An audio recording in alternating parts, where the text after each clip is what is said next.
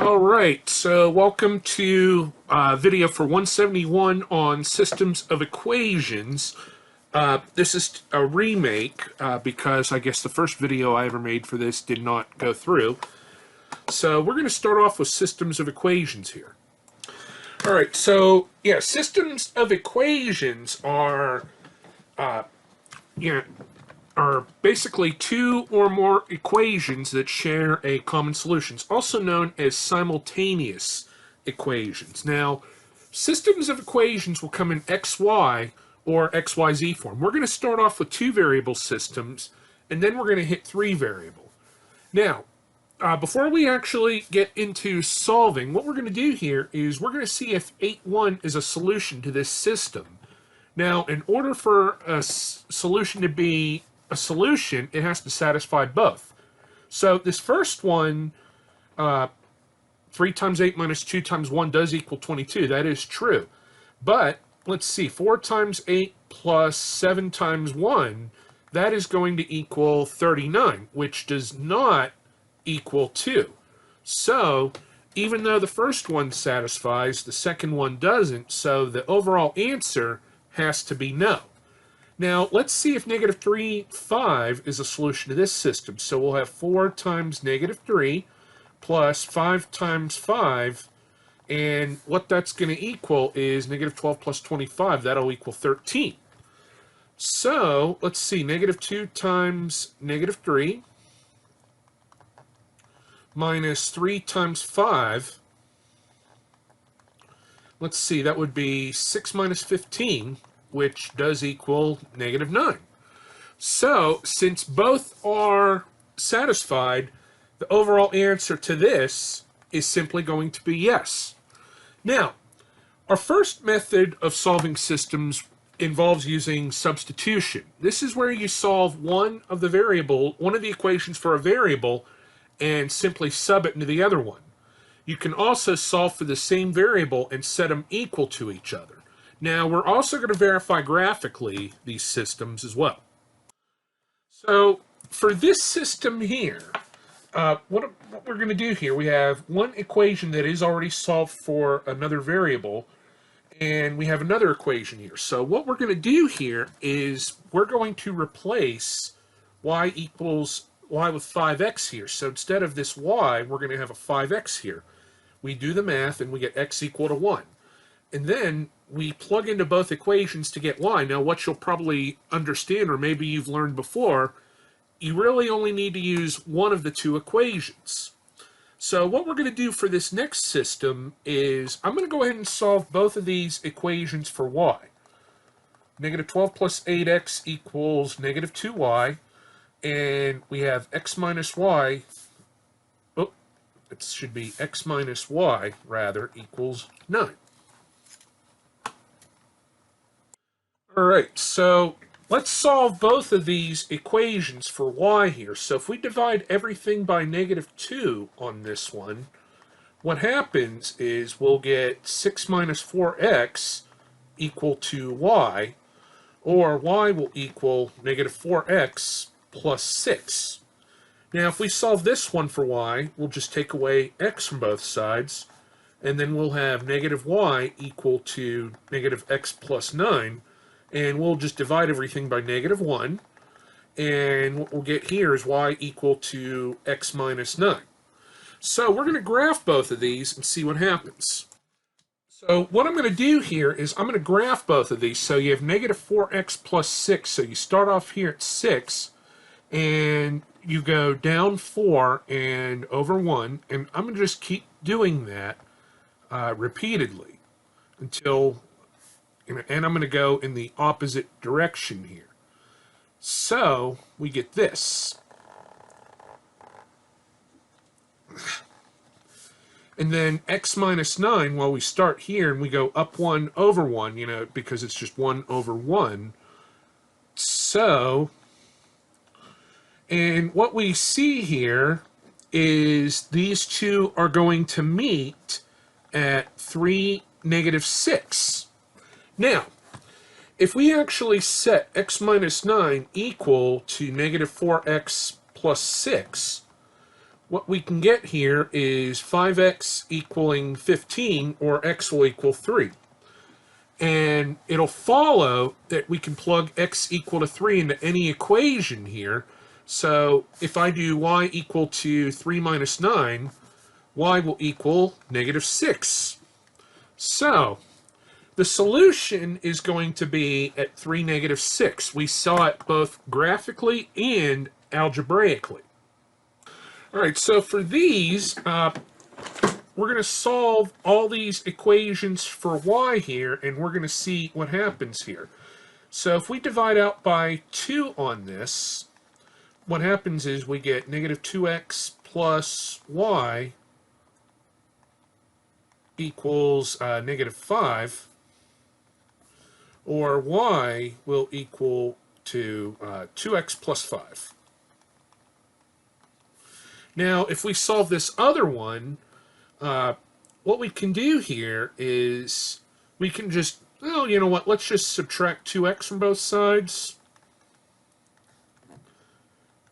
-y equals -2x plus 6. So y will equal +2x minus 6. So now, if we graph these two, what's going to happen here? If we graph the 2x plus 5, we go up 2 and over 1, and we'll draw the line. And for 2x minus 6, we start at -6. We go up 2 over 1. We can do that a couple of times, really, because all you need is 2 points to form a line. So what you'll see is we have two parallel lines, and they will not intersect, even though my uber crappy drawing might say that otherwise. Now, if we go ahead and set since they're both already solved for y, let's set 2x plus 5 equal to 2x minus 6. Now, if we subtract 2x from both sides, what happens here is we get 5 equaling -6. Now, that is a contradictory statement. So, since that's a contradiction statement, there is no solution to this system. Or we can just call it this. So we're going to do this other system now. We're going to solve both of these equations for y here. So we'll have 8y equal to -4x plus 32. If we divide out by 8 for everything on this, we're going to get y equal to -1/2 x plus 4. Now, what we can do here is let's subtract 8 from both sides. So what will happen is we'll have x minus 8 equals -2y, and then we'll divide everything by -2. So after we do that, we get -1/2 x plus 4 equals y. So what happens is these two are basically the same exact equation. You start here at 4, then you go down 1 and over 2, down 1 and over 2, and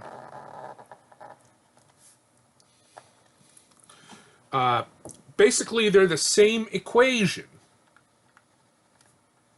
So since they are the same equation, we have infinite solutions for this, or all reals. Or what you might see is this symbol here, all reals. All right, so we're going to go ahead and pick this up here starting on page 3. All right, so for this next system, we're going to have to multiply one of the equations here. So in order to do this, what we have to do here is to decide what variable we want to eliminate. Now, we could eliminate either x or y. Now, depending on which route you want to take, we can, you can make it easier on yourself.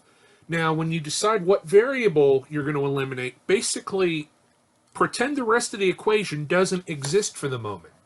So I'm going to go ahead and eliminate y here because I only have to multiply the top equation. Again, I'm not even looking for a few moments as to the rest of the equation. Now, I also don't like to subtract. So I'm going to multiply this top one by -2. And I'm going to leave this one alone. LA means leave alone. So what we'll get here is -12x minus 10y equaling -26. And this second one is left alone. 8x plus 10y equal to 34. So what happens is the 10y's are canceled. We now have -4x equal to 8. And when we divide by -4, we are going to get x equal to -2. Now, since we have x equal to -2, we could use actually any one of these two or even a multiplied equation, because by rules of linear algebra, we have equivalent equations here. I'm just going to use this first one. So 6 times -2 plus 5y equals 13. -12 plus 5y equals 13. So 5y will equal 25, y will equal 5. So we get -2 and 5 for the solution. Or you could write it as x equals 2, -2, and y equals 5. All right, so for this next one, what needs to happen is I need to get all of the x's and y's lined up properly. So for the first one, I'll just rewrite it as 6x plus 9y equals 39. And for the second equation, I'm going to have to do a little manipulating here, but what we get out of that is 4x minus 6y, and that will equal -10. So for a setup like this, we're going to need to multiply both sides. I mean, both equations. Now, conventional wisdom, every textbook that you would ever read would say, oh, you find the least common multiple of 6 and 4, which is 12, or 9 and 6, which is 18.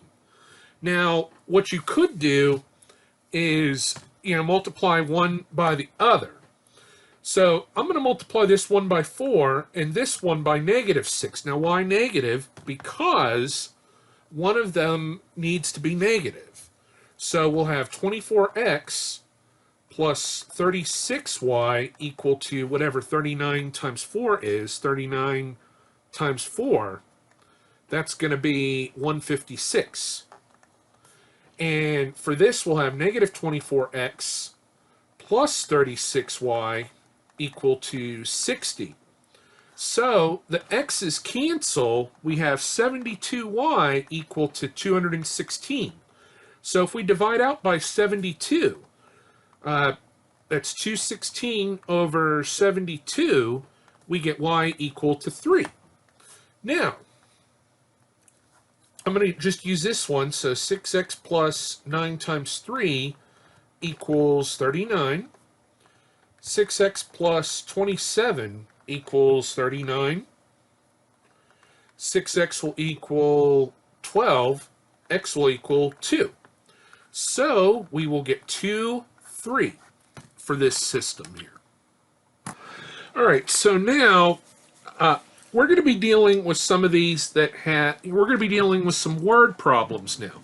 Now, I do show you how to use the calculator in another video, but I am going to show you how to use the calculator here to verify some things. So the first thing you got to do when you're doing word problems, first thing is blatantly obvious. Read the problem. And then what you need to do next is identify any unknowns. Then define the variables, solve the system, and then check your work in the context of the problem. So if we have the sum of two numbers is 35, let's call those x and y. So if the sum of those two numbers is 35, Now, the difference of those same two numbers, x minus y, is going to be 7. We're going to find those two numbers. Now, the really nice thing is the y's just cancel. We have 2x equal to 42. X will equal 21. So if we have 21 plus y equal 35, y will equal 14. So here's the thing. The two numbers are 21 and 14. Now, if the two numbers are 21 and 14, do they have a sum of 35? Yes. Do they have a difference of 7? Yes. So it goes to show you have to check it. All right, so if we go to this next one here, the sum of Mr. and Mrs. Jarrett's ages is 114. So, and we're going to say, so X will be Mr. Jarrett's age, and these are my parents, by the way. Y will be Mrs. Jarrett's age. And if I were actually giving this to you on a test, I would have actually included the fact that Mr. Jarrett is 4 years older. He's the older one. My dad is older. X plus y is 114. X minus y will equal 4. So what we get here is 2x equal to 118. X will equal to 59. So that means my father at this time was 59 years old. Now, I wrote this problem 12 years ago. Now, what that means is, so my father was 59 at the time. Y would be 55, and that's my mother. Now, again, this was written 12 years ago. So, one thing I always like to point out here, yeah, the difference in ages is always going to be 4, no matter what, no matter how you slice it. However, the sum will actually go up by 2 every year. So, here's the thing. So, that's how it would work. All right, so bank teller has a total of 124 bills in $5 and $10 denominations. So if we let X be the number of $5 bills, and let's let Y be the number of tens.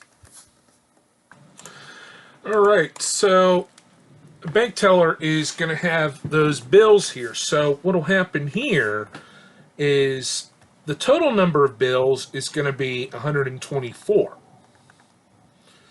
So that's going to be that. Now, we're going to have an equation that deals strictly with the money.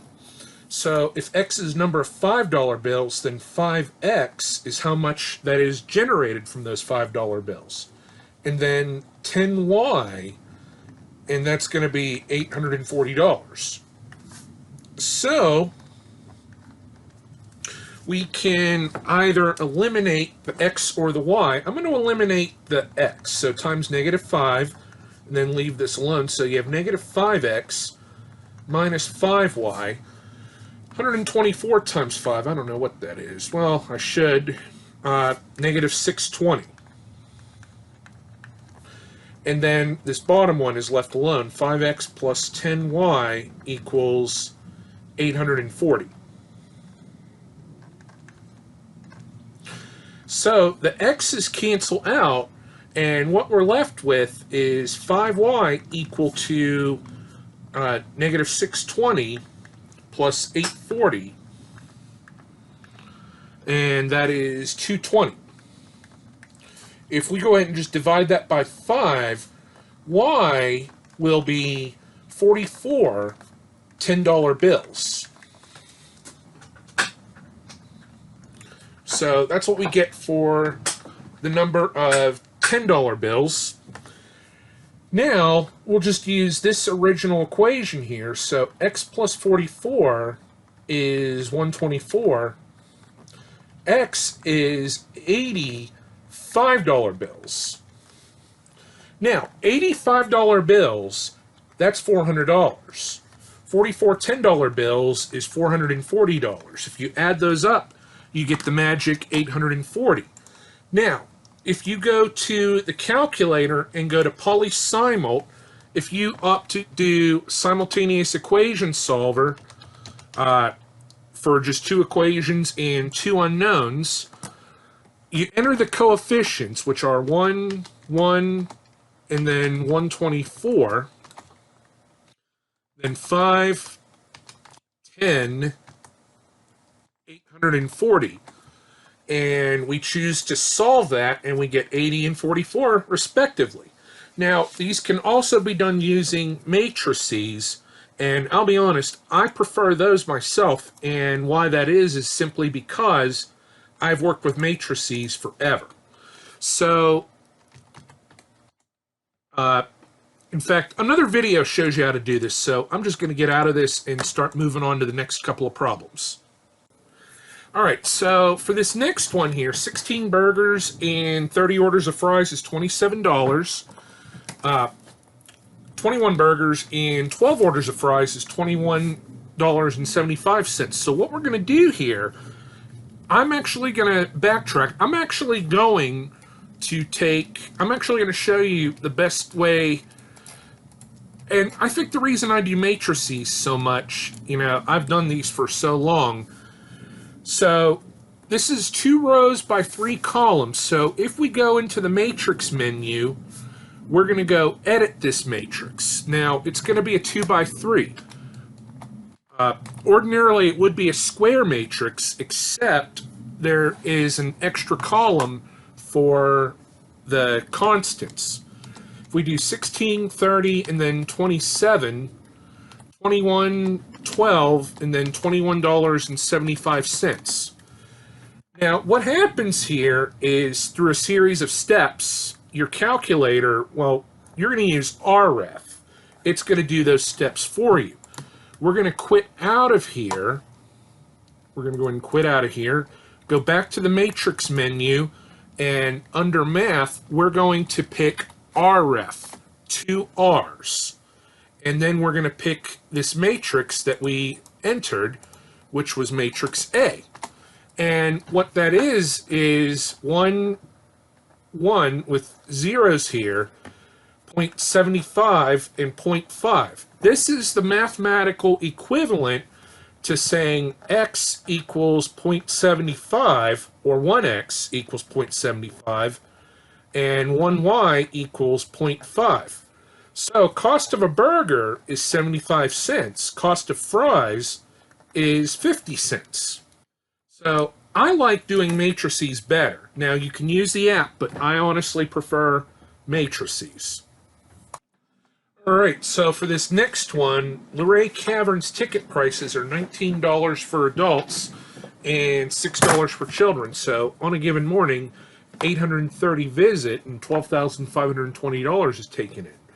So X will be the number of adults, and Y will be the number of kids.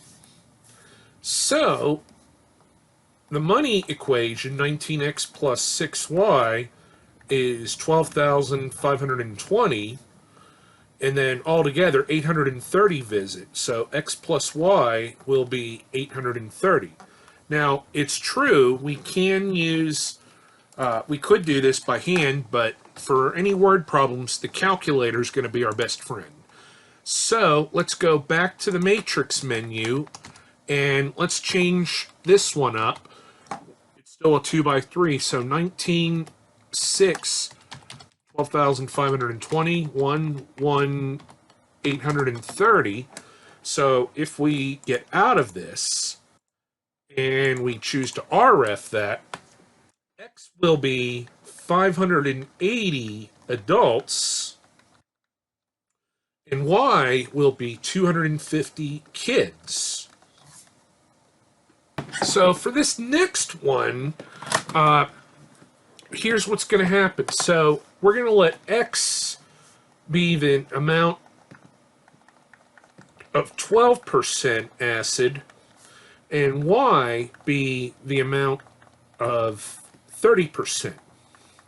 Now, we do know that X plus Y is going to be 60. Easy come, easy go. Now, the other part of the equation will deal with concentration. Now, 60 liters of 18%, that's going to be, you have to multiply the 60 by 0.18 and get 10.8.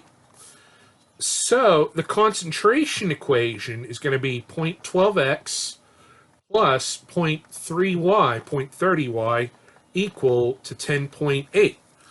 So you could solve this by hand, or we could use the calculator. If we go to matrix and let's choose to edit that, we'll have 1, 1, and then 60, 0.12, 0.3, and then 10.8. Oh, that should be 10.8. There we go.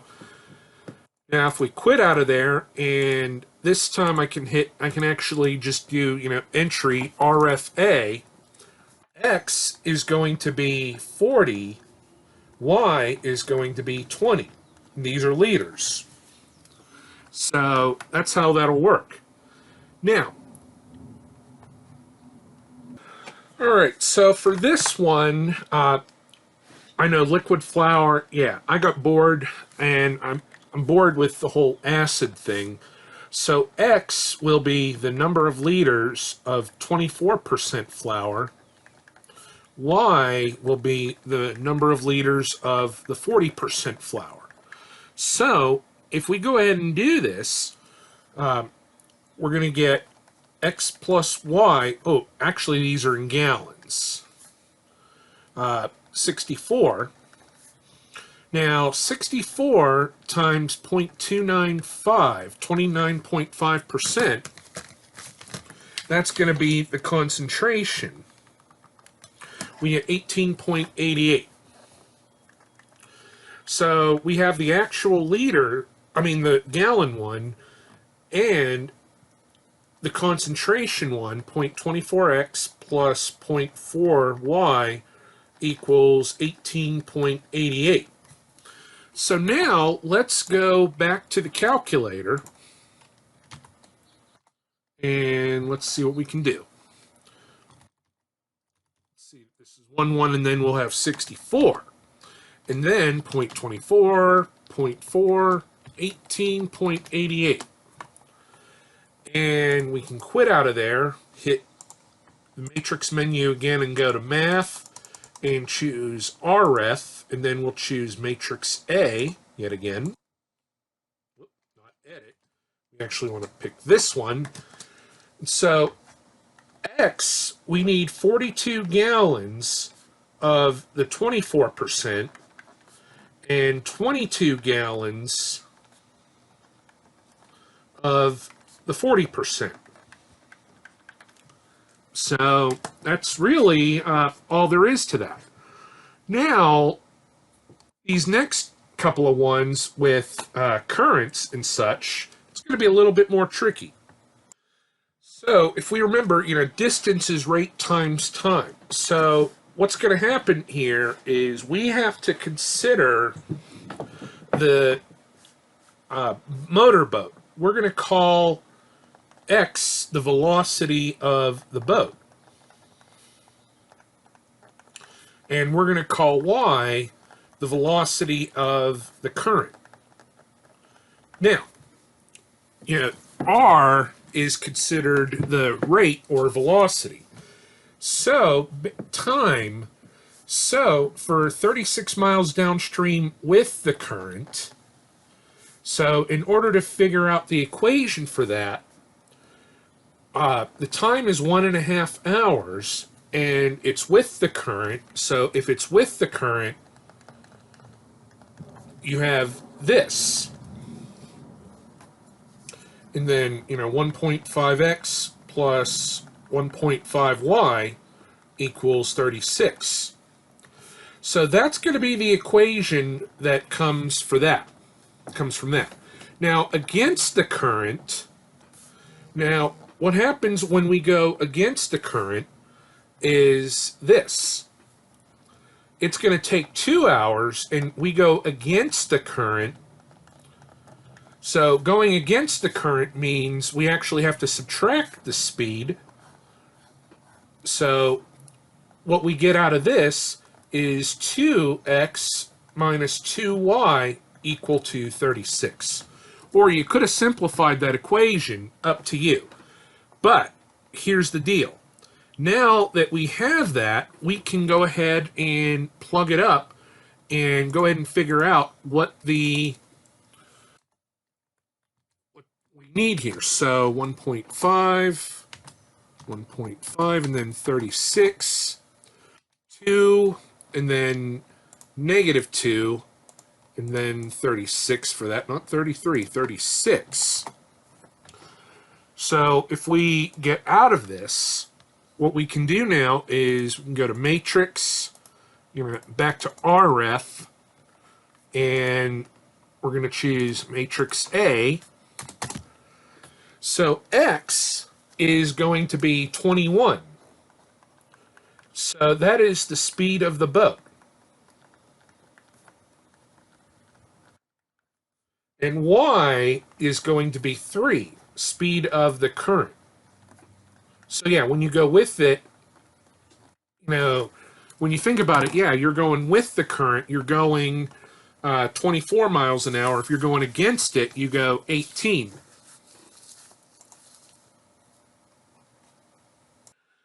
So for this next one, when a plane flies with the wind, it'll travel 4,200 miles in 6 hours.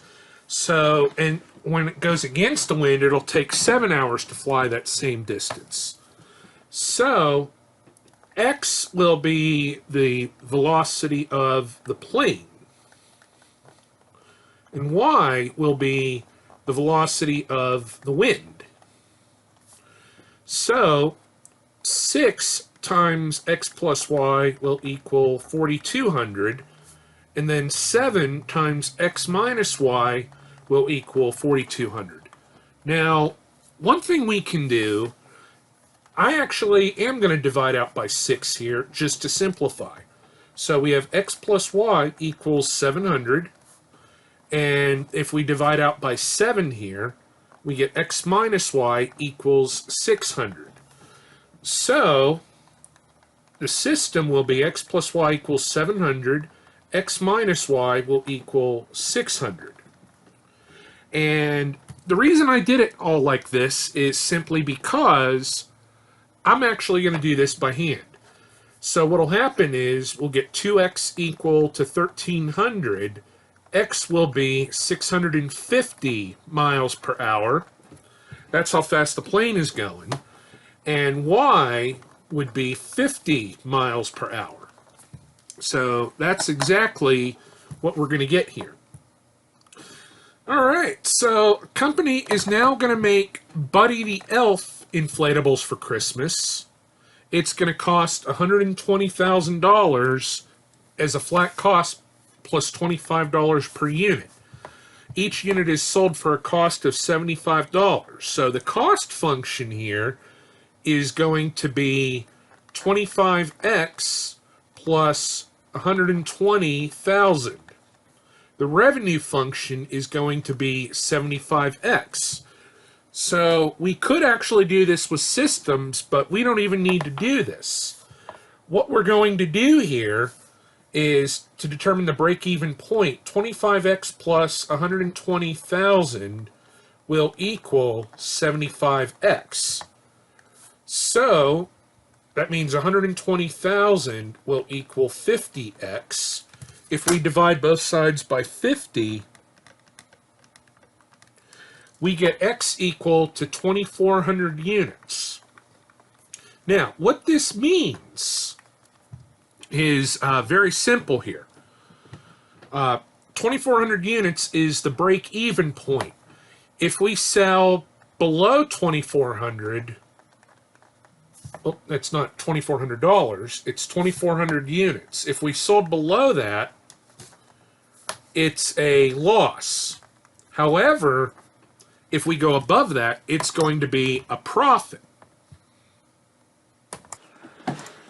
So what we'll do here is we want to figure out R of 3000 minus C of 3000. So basically, all we have to do is take 75 times 3000 minus 25 times 3000 plus 120,000. And what that's going to mean is it's going to mean the amount of revenue we make when we sell 3,000 units.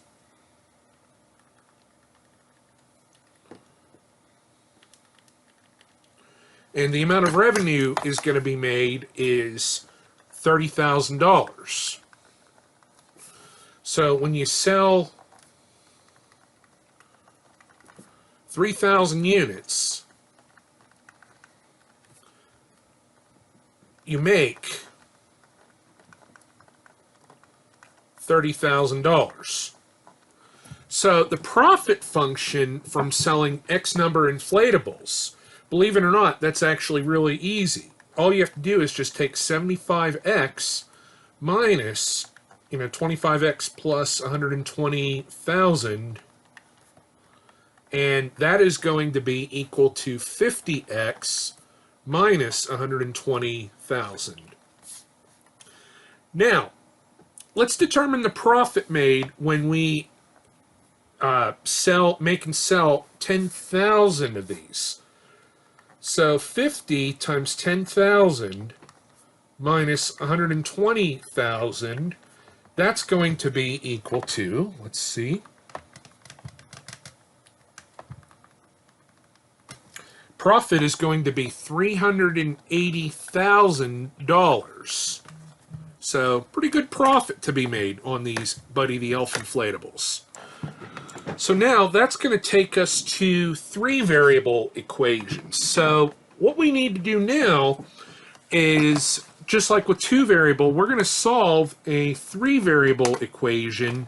And first thing we're going to do is we're going to see if 135 fits this system. So now, in order for this, it has to satisfy all 3.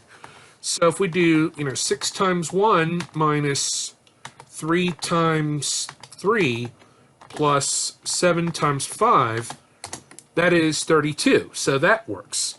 If we do 5 times 1 plus 8 times 3 minus 6 times 5, that is -1. So that one works. If we do 8 times 1 plus 8 times 3 minus 4 times 5, we get 12. So the first 2 work, however, this third one doesn't. So even though 2 out of 3 work, this is still a big no. So I'm going to show you how to solve a 3 variable system 2 different ways. One way we'll use the substitution method. Now, the substitution method what it means is you are going to solve one of these 2 equations for a given variable, one of these 3 equations for a given variable. Spoiler alert, the best way to do it would be to find one that has a leading term coefficient of 1. So what we're going to do is we're going to solve 4x minus 3y plus z equals 1, and we're going to solve that for z. Well, it's actually going to be really easy because z will equal 1 minus 4x plus 3y. So that's what we're going to get. So now that we have solved this equation, we solved one of these equations for z, what we're going to do is we're going to back substitute it into the other 2. So for this first one, we'll have 8x plus 6y minus 5, but instead of z, we're going to put 1 minus 4x plus 3y, and we're going to set that equal to 5. Now, What we'll do with that is we'll go ahead and simplify it. 8x plus 6y minus 5 plus 20x minus 15y equals 5. So we'll have 28x minus 9y, and let's see, that's minus 5. So we'll move that 5 over, and we'll get that equal to 10. So now let's substitute this into the other equation. So now we have 7x minus y plus 12, but instead of z, it is 1 minus 4x plus 3y equaling 41. So we'll have 7x minus y plus 12 minus 48x plus 36y equal to 41. So what we'll do with that, then, what we'll go ahead and do with this is simplify this. So we'll have negative 41x plus 35y, and we move that 12 over, so we get 29 out of this. So now what we need to do with this is we have now a system with two equations right here. And so we have 28x minus 9y equal to 10, and negative 41x plus 35y equals 29. So what we're going to get out of that, we need to get rid of one or the other variable. Let's solve this for x. Let's get rid of the x. So we'll multiply this top one by 41 and the bottom by 28. Now, that's going to take a couple moments. So let's see, 28 times 41, that's going to be 1148x. 9 times 41 minus 369y equals 410. We'll have negative 1148x, 35 times 28, that'll be plus 980y equal to whatever 29 times 28 is, which is 812. So the x's are canceled out. 980 minus 369, we get 611y equal to 1222. We divide out by 611, y is simply going to equal 2. Now that we have y equal to 2, we can plug it into one of the two variable systems so that we get x. So we'll use this first one, 20x minus 9 times 2 equaling 10. 28x minus 18 equals 10. 28x equals 28. X will equal 1. Now that x is going to equal 1 and y equals 2, we can now get z. Now, if you remember, what was z? It was 1 minus 4x plus 3y. 1 minus 4x plus 3y. So we have 1 minus 4 times 1 plus 3 times 2. And that is going to equal 3. So basically, x, y, z equals 1, 2, 3. So, not a bad deal. Now, there is a second method to solving these systems. You can use elimination a lot more by take two twice. And what's meant by that is you take two equations twice. You'll use one of the equations twice and be sure to eliminate the same variable from both. I honestly like substitution better. Oh, before we actually do that, if we wanted to put this into a matrix, this would be 8, 6, -5, and then 5, 4, -3, 1, 1, 7, -1, 12, and 41. This would be a 3 by 4 matrix. So if we go to edit, this time we're dealing with a 3 by 4. 8, 6, we'll have -5, then 5, 4, and then don't forget -3, 1, 1, 7, -1, 12, and 41. So then we can quit out of there and we go back to the matrix menu under math. We can even do this RF, and if we do that, we see that it's 1, 2, 3. This problem was easy as 1, 2, 3. All right, so now that we know how to do the calculator, we know how to do the substitution method, we're going to look at the elimination method for this. Now, this is what I call take two twice. So we'll call these, equations 1, 2, and then 3. So I'm going to take 1 and 2. 8x plus 6y minus 5z equals 5. And then 4x minus 3y plus z will equal 1. Now, when you choose to eliminate a variable, we're going to eliminate the z. So we're going to multiply this bottom one by 5, and we'll leave this top one alone.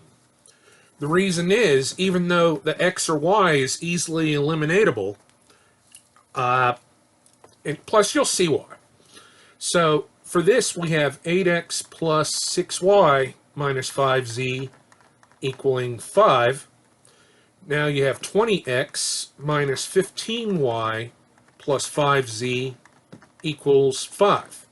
The 5z's cancel, and we're left with 28x minus 9y equal to 10.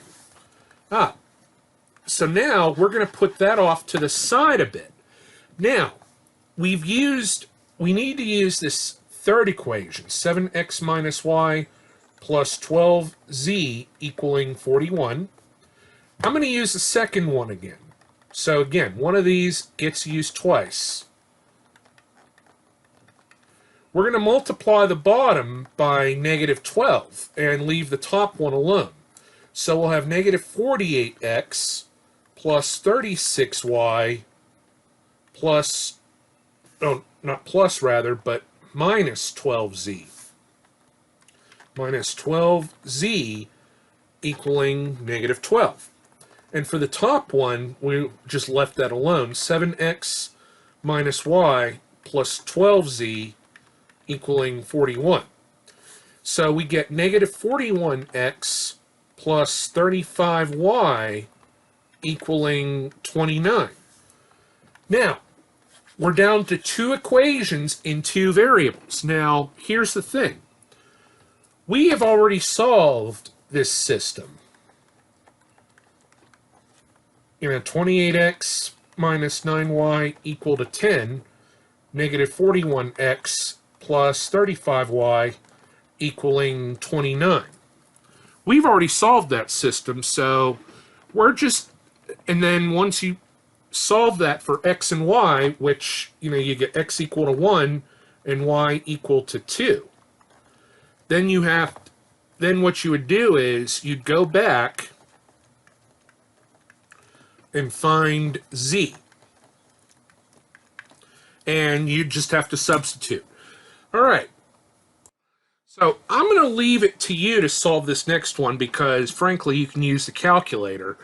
And so for this one, we're going to form a quadratic equation. So we can form a quadratic equation from 3 points. So at 1 second, the ball is 73 feet in the air. So what happens is 73 will equal a times 1 squared plus b times 1 plus c. Or 73 will equal a plus b plus c. So there's one equation. Now, at 3 seconds, at 2 seconds, the ball is 77 feet in the air.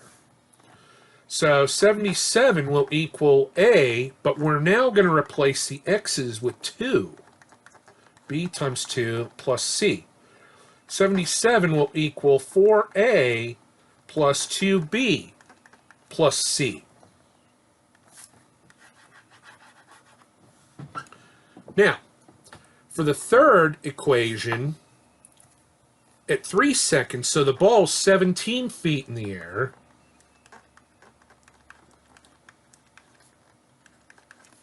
So 17 will equal 9a plus 3b plus c. So we now are going to get a quadratic equation. We're going to need to figure out the a, b, and c. A plus b plus c is 73. 4a plus 2b plus c will be 77. 9a plus 3b plus c will equal 17. So for this, we get a equal to negative 32, b equal to 100, and c equal to 5. So the equation y equals negative 32x squared plus 100x plus 5. So what we need to do is we would figure out where it hits the maximum height. So maxed height, it's negative b over 2a. So that's negative 100 over 2 times negative 32. And let's just round that to, we get 1.56 seconds. So that's when the basketball will hit the maximum height. And so if we replace the x with 1.56,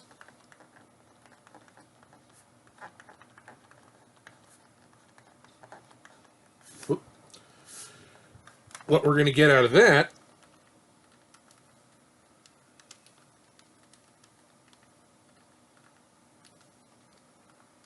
is a maximum height of 83.12 feet. Now, when will the ball hit the ground again?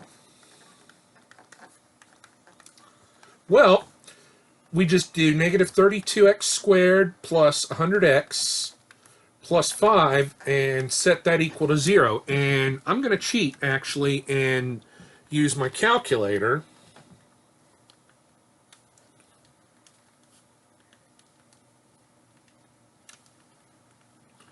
And we get, I actually entered it into my calculator wrong. We get 3.17 seconds. So this was basically a Unit 4 or Unit 3 problem here. Alright, so I hope you enjoyed this video, and have a great day. Alright everybody, welcome back. Glad to see you are seeing another one of these videos here. So what I want to do is I want to do a application here. So given any 3 points, a quadratic equation can actually be formed similar to how any 2 points forms a line. So if we have y equals ax squared plus bx plus c, what'll happen is Nick Nolte will kick a basketball in the stands out of anger. So at 1 second, the ball is 73 feet in the air.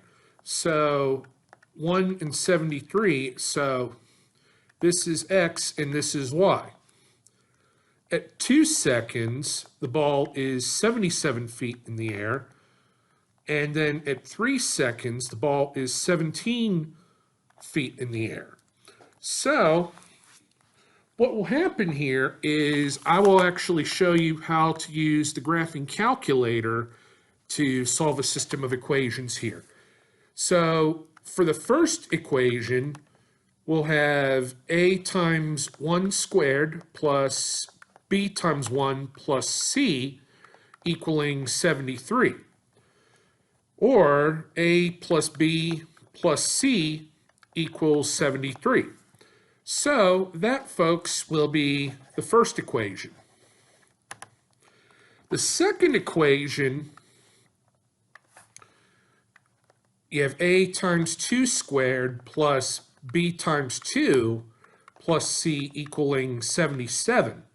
That would be 4a plus 2b plus c equaling 77. So there is a second equation that we have obtained. And then we will have a third and final equation that will be a times 3 squared plus b times 3 plus c equaling 17. Or 9a plus 3b plus c equals 17. So that is the third and final equation. So what we're going to do now is we're going to just come up with the system here. The system is simply a plus b plus c equals 73. 4a plus 2b plus c equaling 77.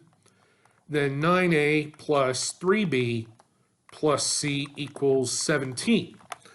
So what we're going to do is we're going to use the graphing calculator, and what we can do is we can go into the app, Polysimul, and in this case we'll have a simultaneous equation solver, and we'll do 3 equations and then 3 unknowns. And then we'll go over to next, and we'll just enter the coefficients. It's a plus b plus c. It'll just be 1a, 1b, then 1c. Well, they're using x, y, and z, but it's the same basic idea. So 4, 2, and then 1, that'll be 77. And then 9, 3, and then 1, that will be 17. So then you go to solve this, and this is the equation that we get. So what happens is the equation y will equal negative 32x squared, because remember, y equals ax squared plus bx plus c. So we get the b and the c here, plus 100x plus 5. So what we can do is we can find the maximum height of the ball. So max height would be, for the max, or the time, negative b over 2a, which would be negative 100 over 2 times negative 32.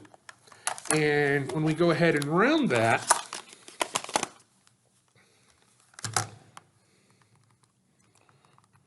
we get 1.56 seconds. And so that's where it's going to be. The height, negative 32 times 1.56 squared plus 100 times 1.56 plus 5.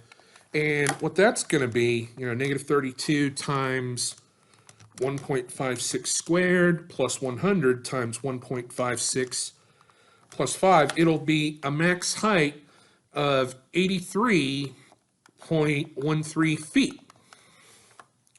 Now, we're going to see how long it takes for the ball to hit the ground again. So if you look at the 3 points, you'll see that it does reach its max height at 1.56 seconds. So after that, it actually, it will be sometime after 3 seconds. So all we'd have to do here is set negative 32x squared plus 100x plus 5 equal to 0. And for that, I'm going to use the equation solver. So what I can do here is, back out of here, then polynomial root finder, and I can just enter the coefficients. Negative 32 should be this here. Negative 32x squared plus 100x plus 5. And then what'll happen is when we go to solve it, we get 3.17 seconds.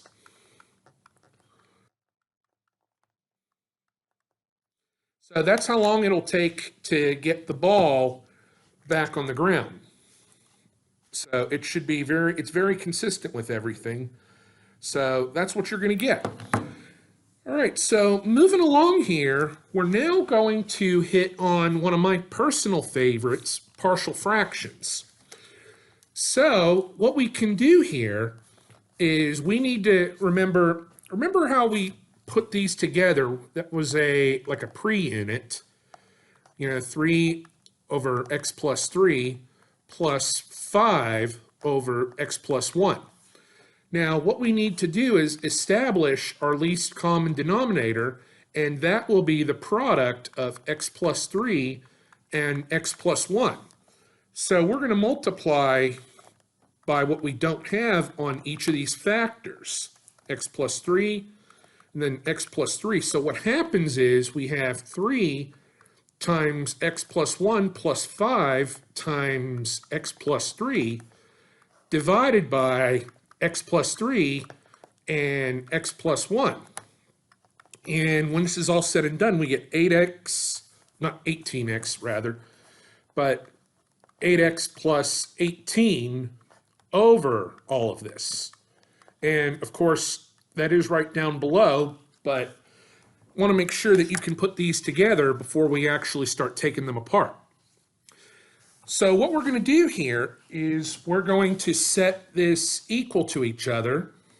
So what we're going to do is, first thing you got to do is have the denominator factored. Now, the nice thing is it's already factored here. So we set this 8x plus 18 over this. We put a constant, an a and a b, over each factor. Now, you could use other letters if you really want, but I'm just going to use a and b. What happens here is the degree of each of those factors is 1. The degree in each numerator has to be 0. Effectively, they have to be constants. So what happens is we're going to multiply both sides by the LCD, which is all this. And what happens is that all cancels out, leaving us with 8x plus 18. Now, on this side, we multiply the numerators, and we do our elimination. And what we have now is 8x plus 18 equal to all this. So we're going to end up getting two different equations out of this. An 8x, everything containing x will be highlighted in yellow. And what happens is we get 8x equal to ax plus bx, or equivalently, a plus b equaling 8. Now, the other equation is going to be a plus 3b equal to 18, or 18 equal to that. And what we can do here is, first I'm just going to fix that as a typo. And here's the nice thing. I'm actually going to allow you to use the graphing calculator to solve systems here. So we go back to simultaneous equation solver. So this time we only have two unknowns. Two equations and two unknowns. And we enter the coefficients, 1, 1, and then 8. And then 1, 3, and then 18. So then here's what will happen now. We're going to end up solving this. So when we solve this, we hit this button, and what we get here is x equal to 3 and y equal to 5. Now, of course, x and y, it's different from a, well, they're effectively a and b, so x will equal to 3, which is a, and b is going to equal 5. Now, that's not enough to give the final answer here. What I'm really looking for, for the final answer, it's going to be something like this, where it was a over x plus 3. So instead of, we'll have a over x plus 3 plus b over x plus 1. But the a was 3, so we have 3 over x plus 3 plus 5 over x plus 1. So that is the final answer that we are looking for. And if you notice, it does match the absolute original to what we got earlier. So that's going to be the final answer that I am looking for on your test or whatever. All right. So what I want to do now is I want to go ahead and do this one. Now, the nice thing is this is already factored for us. Sometimes we'll need to factor. And so this is 17x minus 13 over x plus 1 times 2x minus 3. So what will happen is we'll have 17x minus 13 over x plus 1 and then 2x minus 3. And we'll put an a. It doesn't matter what we put over what here. We'll have a over x plus 1 plus b over 2x minus 3. Now, here's the nice thing. The LCD is just going to be x plus 1, 2x minus 3. So if I multiply that out, x plus 1, 2x minus 3, multiply every numerator by it, x plus 1, 2x minus 3, what happens here is that will eliminate. We get 17x minus 13 equal to, let's see, the x plus 1 will cancel or eliminate, and then it'll be a times 2x minus 3 plus, and the 2x minus 3's will cancel, giving us plus b times x plus 1. And then we need to distribute everything, so we'll get 17x minus 13 equal to 2ax minus 3a plus bx plus b. So what I'm going to do here is highlight everything containing x, and that's going to give us our first equation. That first equation would be 2ax plus bx equals 17x. Or we can just eliminate the x and get 2a plus b equal to 17. So then our other equation that we'll get from the constant terms, 3a plus b, is negative 13. And nice thing for that is we don't have to do anything with it. So negative 3a plus b equaling negative 13. So now we're going to have a system that we need to solve that is 2a plus b equal to 17, negative 3a plus b equal to negative 13. And what we're going to do is use the graphing calculator to solve that. So in doing this, we're just going to go back to system and type in the constant terms. Now it's going to be solving for x and y here. Then negative 3 plus b, and then that will be negative 13. And then when we go to solve, we get a equal to 6 and b equal to 5. So the final answer that I'm looking for, since we put a over x plus 1, it'll be 6 over x plus 1 plus 5 over 2x minus 3. And that's our final answer. That's how we do it with a system like this. So what if the denominator were not factored? All you have to do is factor it. So we'll do that in just a few moments.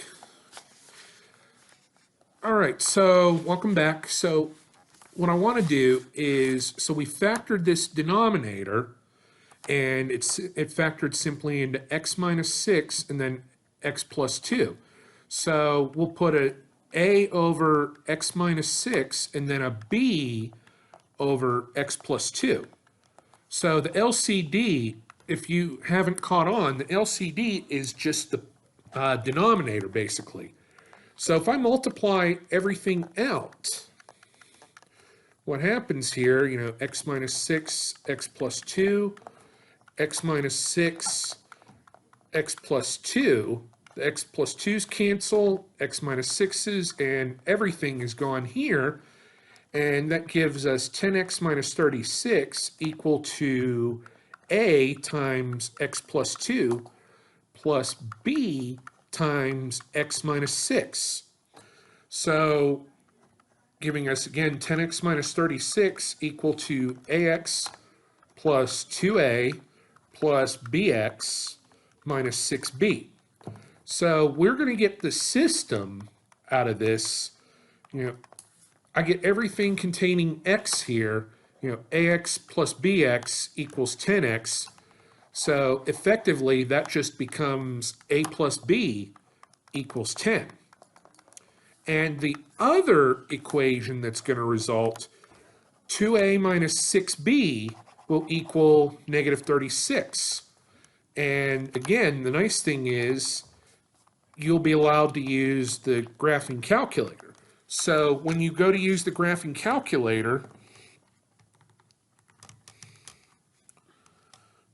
you do the system.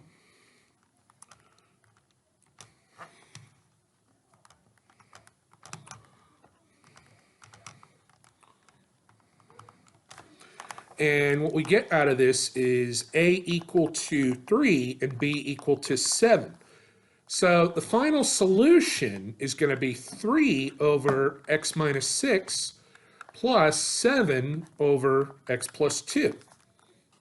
All right, so for this next one here, negative 4x minus 59, and it's divided by x minus 8 times x plus 5, we'll put the a over the x minus 8 plus the b over x plus 5. Doesn't matter, again, which one we put over what, but the LCD is x minus 8, x plus 5. So what will happen is this all goes. Then you have x minus 8 times x plus 5. You have x minus 8 times x plus 5. We do the cancellations, and we end up with negative 4x minus 59 equaling a times x plus 5 plus b times x minus 8. So that means negative 4x minus 59 will equal ax plus 5a plus bx minus 8b. So everything containing x, I'll highlight in yellow. Ax plus bx equals negative 4x. So what that becomes is a plus b equaling negative 4. And then the other equation, 5a minus 8b, is negative 59.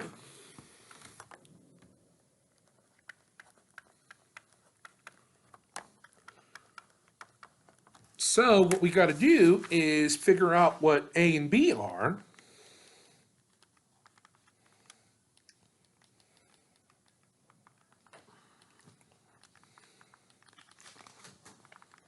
And in doing that, we get A equal to -7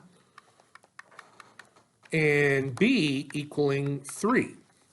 So the final answer that I will be looking for is -7 over x minus 8 plus 3 over x plus 5. Now you could have done 3 over x plus 5 minus 7 over x minus 8 if you had chosen to do it that way. All right, so for this next one, we had to go out and factor it the whole way through. Find two numbers that have a sum of -13 and a product of -14, and they were -14 and +1. So when doing that, we got 2x plus 1 times x minus 7. So that's the factored form of this. So we multiply everything by the same denominator, 2x plus 1, x minus 7.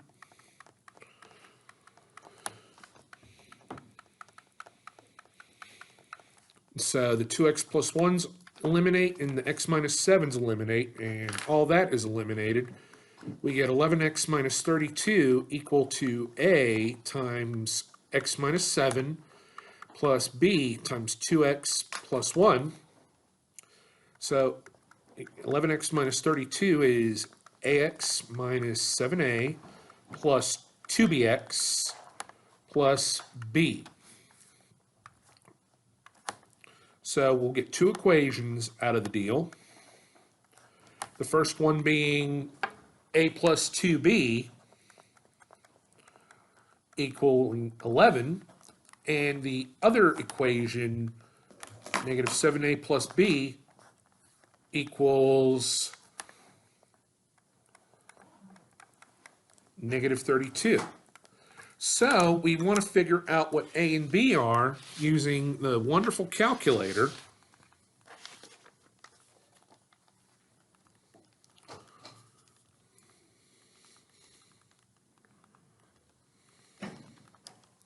We get a equal to 5 and b equal to 3. So the final answer, since a was over 2x plus 1, we'll have 5 over 2x plus 1 plus 3 over x minus 7.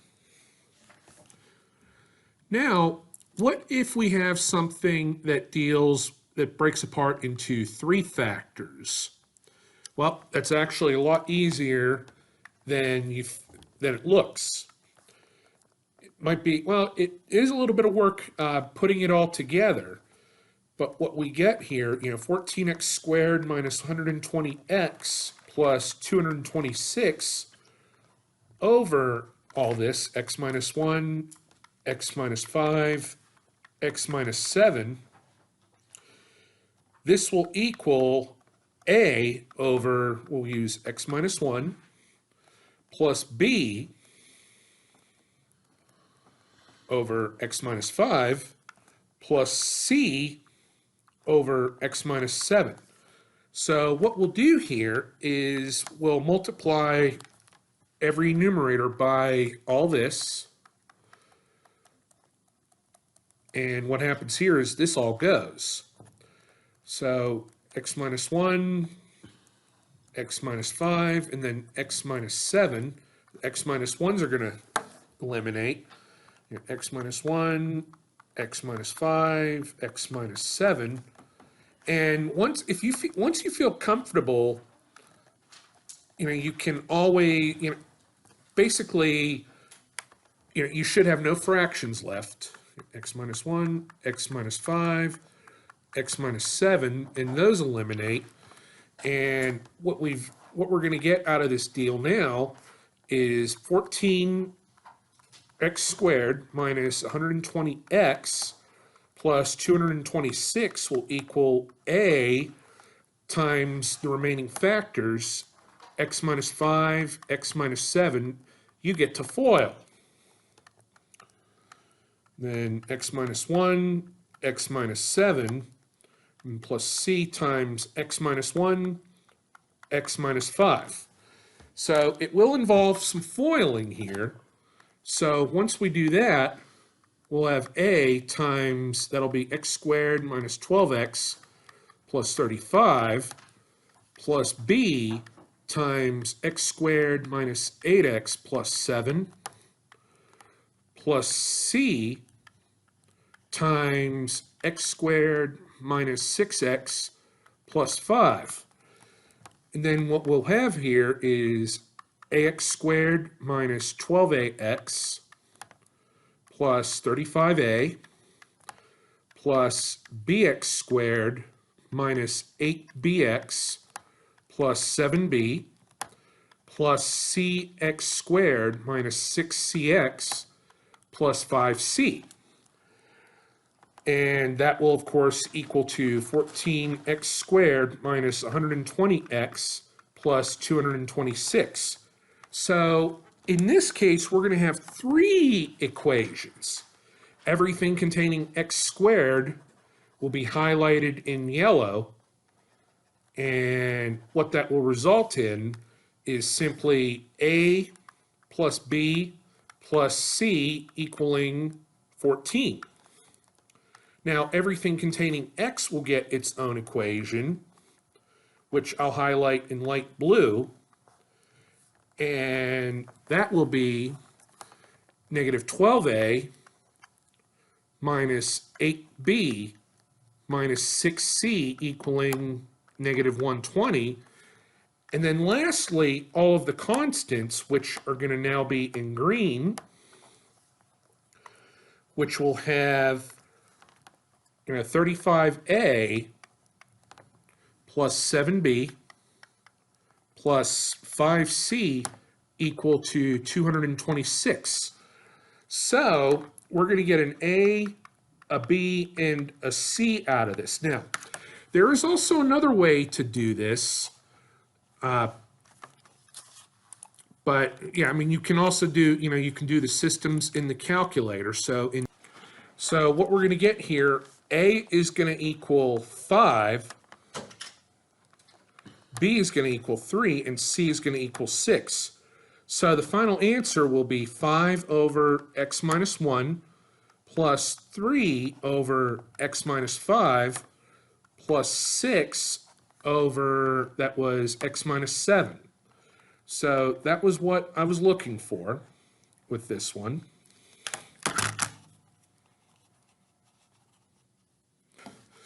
All right, so we've got 3 factors out of this one. So we'll just multiply every numerator out. So by x minus 4, 2x plus 7, then 3x minus 2. X minus 4's go away. X minus 4, and then 2x plus 7, 3x minus 2. 2x plus 7's go away. X minus 4, let's see, that would be 2x plus 7. Then 3x minus 2. So what we're left with here, 13x squared plus 181x minus 182 will equal A times 2x plus 7, 3x minus 2, plus B, multiplying that by x minus 4, 3x minus 2, then plus C times x minus 4, 2x plus 7. So we'll have A times, let's see, that would be 6x squared, 21x minus 2x minus 4x. That would be 21 minus 4 plus 17x minus 14 plus B times 3x squared. It will be minus 12x minus 2x minus 14x plus 8 plus C times 2x squared, let's see, minus 8x plus 7x, so minus x minus 28. So that would be 6a x squared plus 17ax minus 14a plus 3b x squared minus 14bx plus 8b plus 2cx squared minus cx minus 28c. So everything containing x squared and then everything containing x and then everything containing constant terms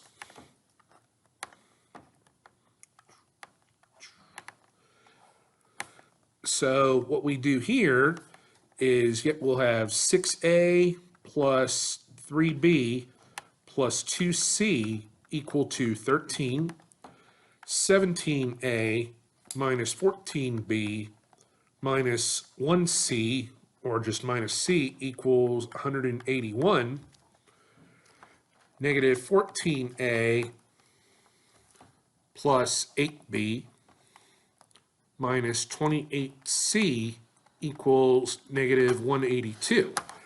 So A is going to equal something, B is going to equal something, C is going to equal something. So for A, we're going to get 5.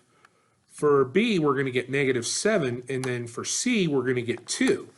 So what we get out of that is 5 over x minus 4 minus 7 over, let's see, that would be 2x plus 7, and then plus 2 over 3x minus 2. So that's how we do these. Now for the next couple, we would need to factor the denominators. Now the nice thing is how they'll factor, we can just use the polynomial root finder to figure that out. We're not going to go fancy at all here. So we're going to do that for this one. All right, so yeah, you won't have anything involving ugly radicals. So what this will do is this will give us 7x squared plus 101x plus 100 over, well, let's see here. If x equals negative 7, then that'll correspond to x plus 7 equals 0. If x equals 4, then x minus 4 is going to equal 0, so then that will be the next factor. And then x equals negative 3, that's the same as x plus 3 equal to 0. So what happens here is we will then get a over x plus 7 plus b over x minus 4 plus c over x plus 3, and we'll just go ahead and cut off the denominator right there. So you have x plus 7, x minus 4, x plus 3, multiplying all numerators by this, x plus 7, x minus 4, x plus 3, x plus 7, x minus 4, x plus 3. So what happens is the x plus 7's go, the x minus 4's go, and the x plus 3's go. So what we're left with is 7x squared plus 101x plus 100 equal to a times x minus 4, x plus 3, plus b times x plus 7, x plus 3, and then c times x plus 7, x minus 4.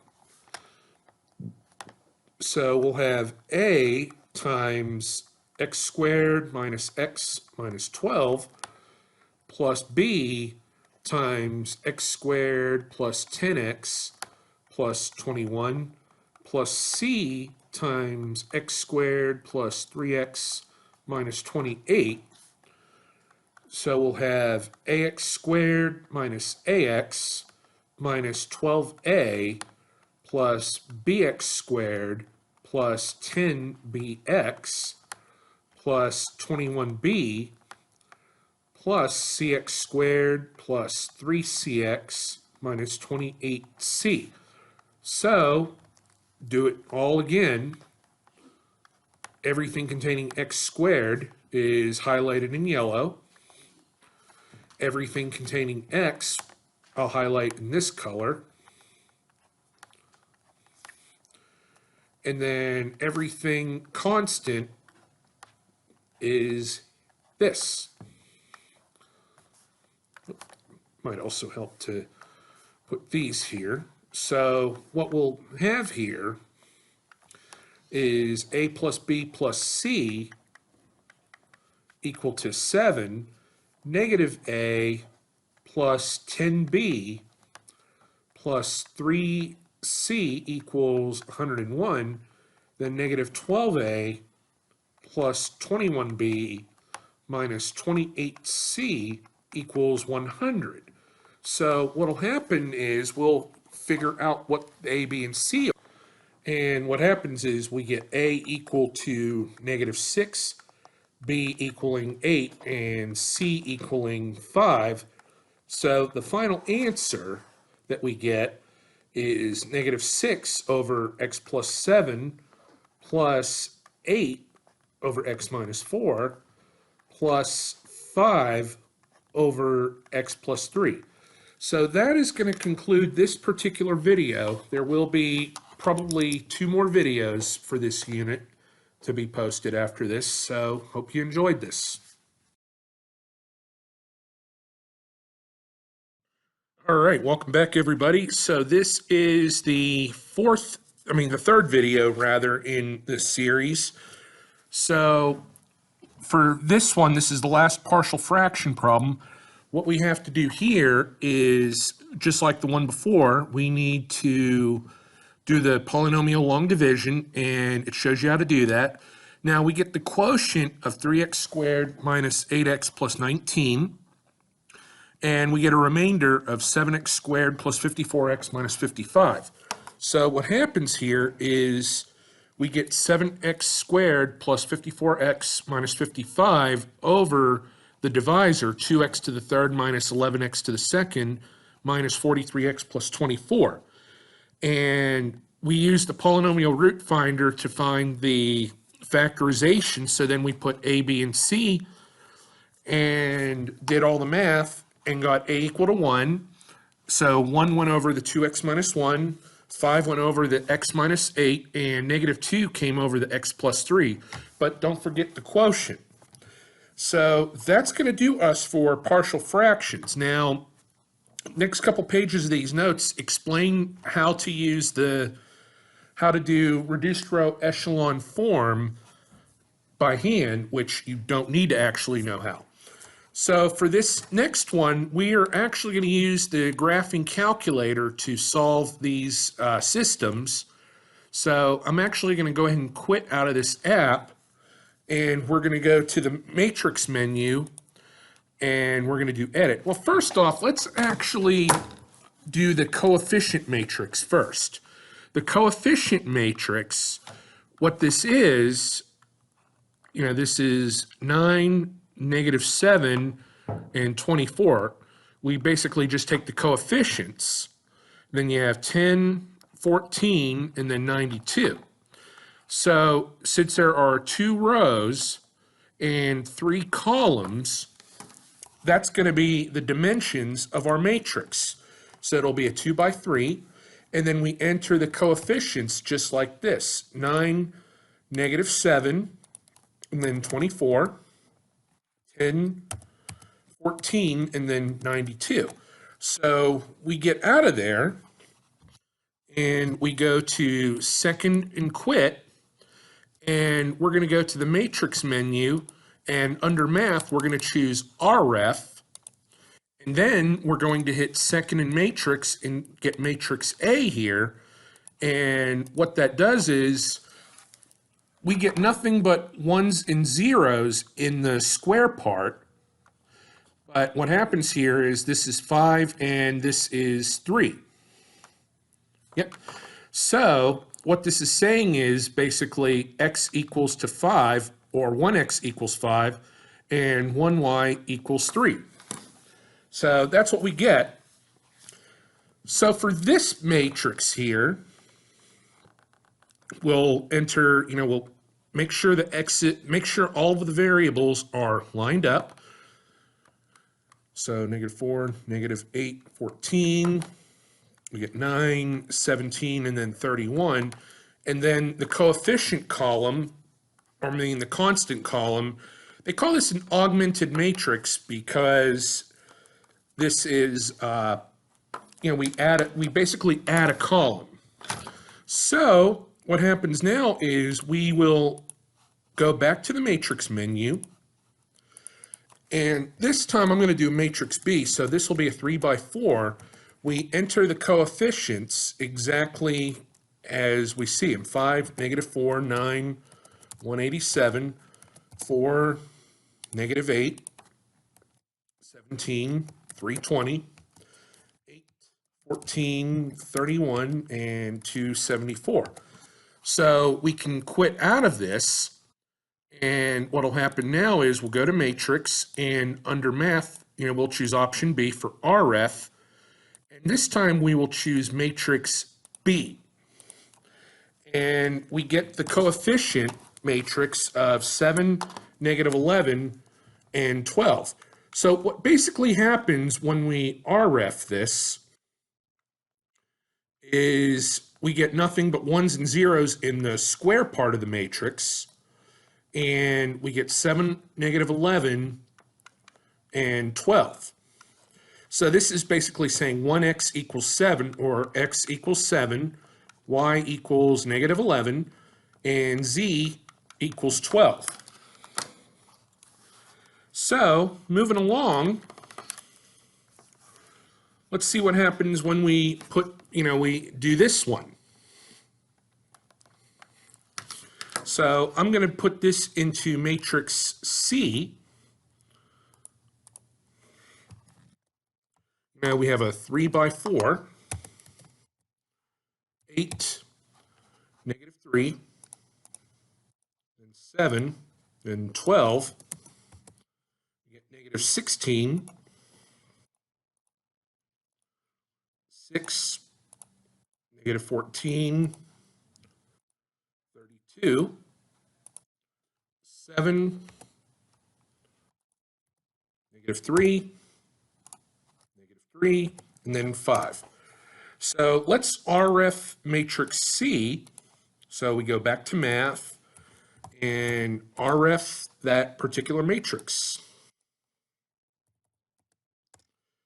And we get something kind of kooky with this one. And I'm actually going to go ahead and copy this over straight up to the calculator. Straight up to this. And what happens here is this third row is 0, 0, 0, -1. This is saying basically 0 equals 1.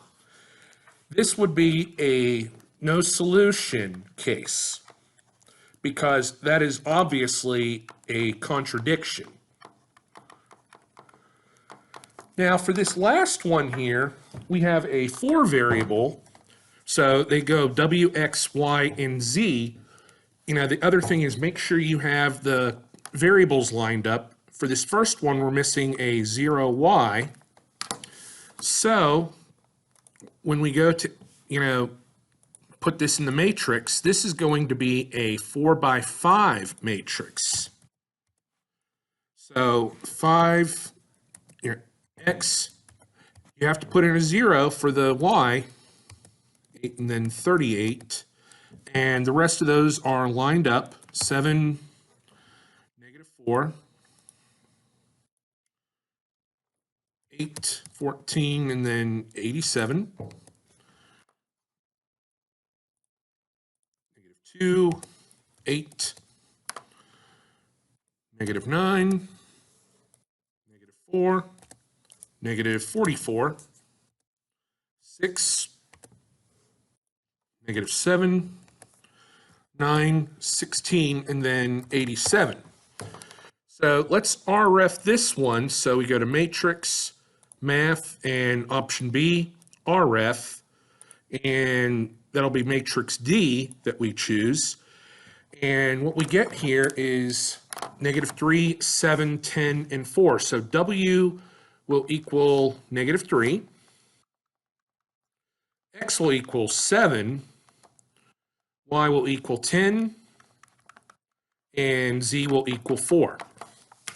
So now that is going to bring us to word problems.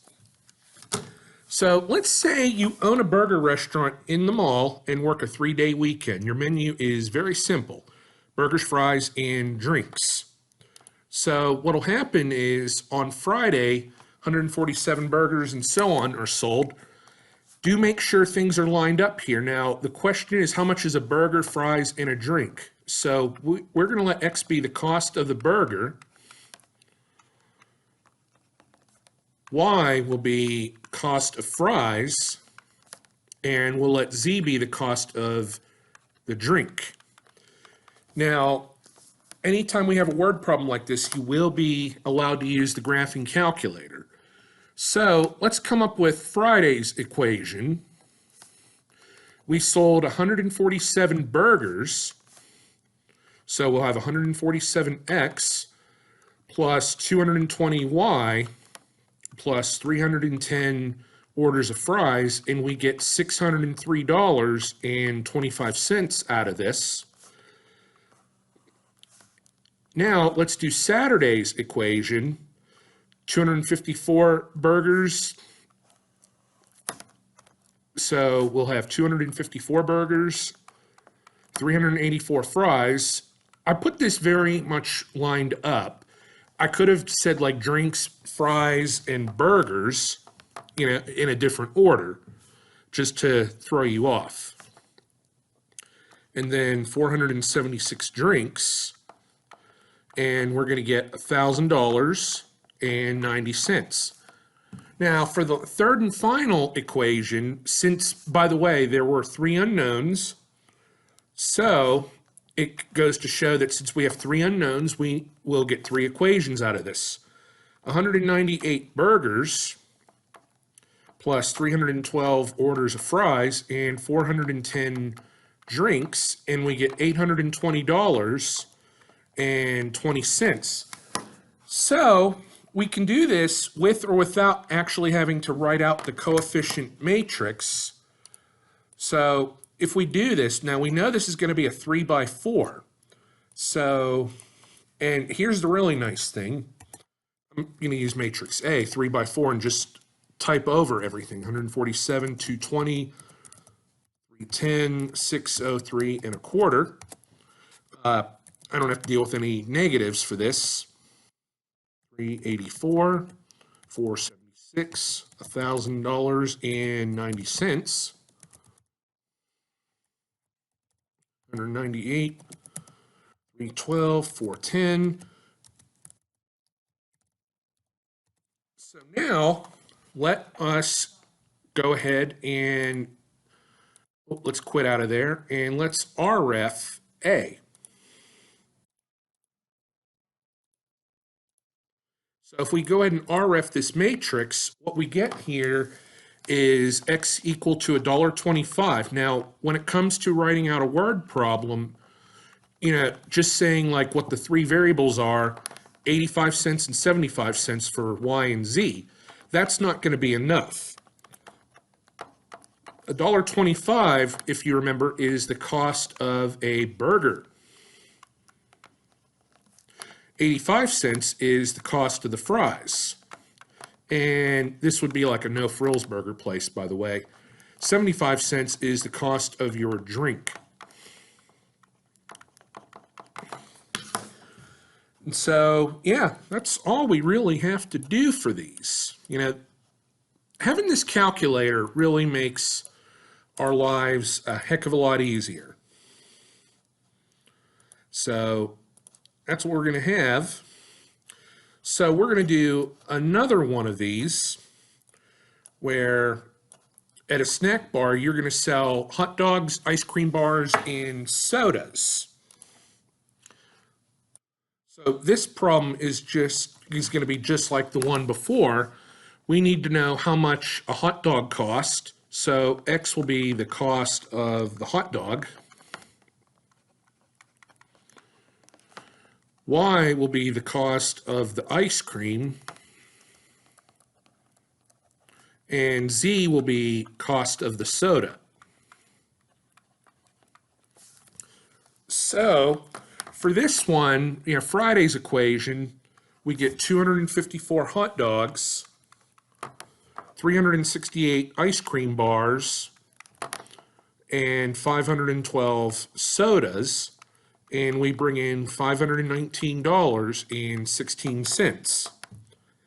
On Saturday, we sell 851 hot dogs, 1,245 ice cream bars, 1,715 sodas, and make $1,746.29. And Sunday, we just sell 100 of each. And that will be $155. So guess what? We go back to the wonderful graphing calculator. So if we go to the matrix menu, we need to edit. We'll just use matrix A again. 3 by 4. And we enter the coefficients. 512, 519, 16. 851, 1245, 1715, and then 1746 and 29 cents, and then 100 of each. So we go to RFA. Actually, since RFA was the last command, we can just do this. So what happens here is that X is 74 cents, Y is 58 cents, and Z is 23 cents. So, and again, since this is a word problem, I need to know what was what. So a hot dog was 74 cents. Ice cream was 58 cents. And the soda was 23 cents. So now, these word problems that we have coming up, they're going to be a little bit trickier, and I really like these. So let's say at a burger joint, you sell burgers in 3 sizes: the half pounder, a pounder, and a 2-pounder. So in a weekend, you sell this and use this. So the thing is, how many of each did you sell? So X will be the number of half pounders sold. Y will be the number of 1-pounders sold. And Z will be the number of 2-pound burgers. Try eating a 2-pound burger. So the first equation is actually going to be very simple. We sell 958 burgers, so simply X plus Y plus Z equals 958 burgers. Now, the second equation is a little more intimidating. We use 1,018 pounds of meat. So what happens here, 1,018 pounds, since X is the number of half pounders, a half pound of meat goes in, so we have to multiply that X by 0.5. And then the Y is the number of 1-pound burgers. And then Z is the number of 2-pounders, so we multiply that by 2. Now, so those are two of the equations that we get. Now, the third equation is going to be a little bit more difficult to get, but we are going to get it. So for this third equation, we sell 67 fewer 2-pounder burgers as we did 1/2 pounders. So basically, 67 fewer 2-pounders as you did 1/2 pounders. So basically, X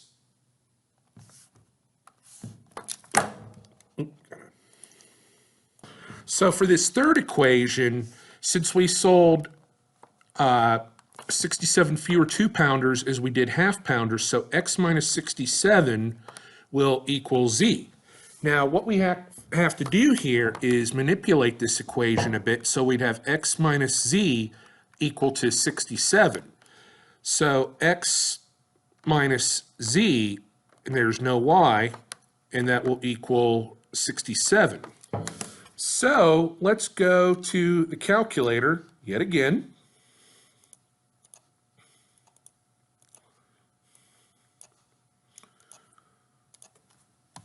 By 4, 1, 1, 1, just 1, 958 of those. 5, 1, 2, and then 1018. 1x, 0y, and this will be negative 1. Then the other side will equal 67. So when we go to RF this, we got x equal to 254 burgers, and that is 254 half-pound burgers. Y is going to equal 517 one-pound burgers. And Z, we sold 187 two-pound burgers. So, yep, a lot of burgers, a lot of meat. Love burgers. So that's how we do that. Now this last one, suppose you sell tickets to Jarrett Land Amusement Park.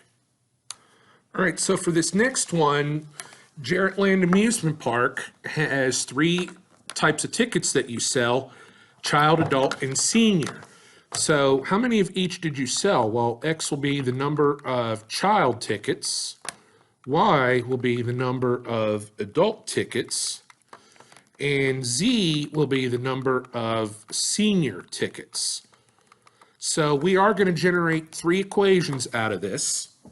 So at your booth, you sold 4,682 tickets altogether. So that first equation is pretty much the easy one. X plus Y plus Z equals 4,682 tickets.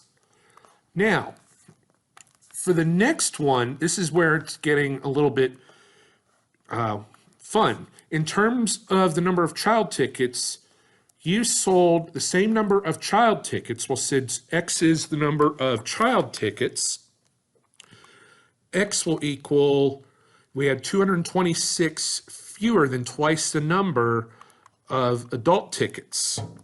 So this is what we get out of this.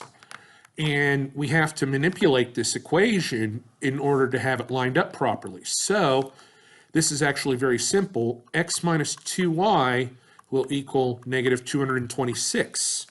So X minus 2y equals negative 226. There were no senior tickets sold.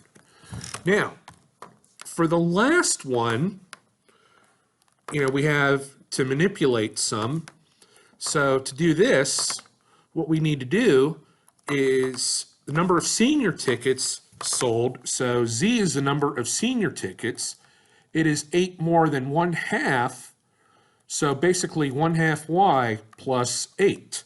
So then we have to do some maneuvering, which is actually going to be very simple. Z minus 1/2 Y equals 8. Or negative 1/2 Y plus Z equals 8.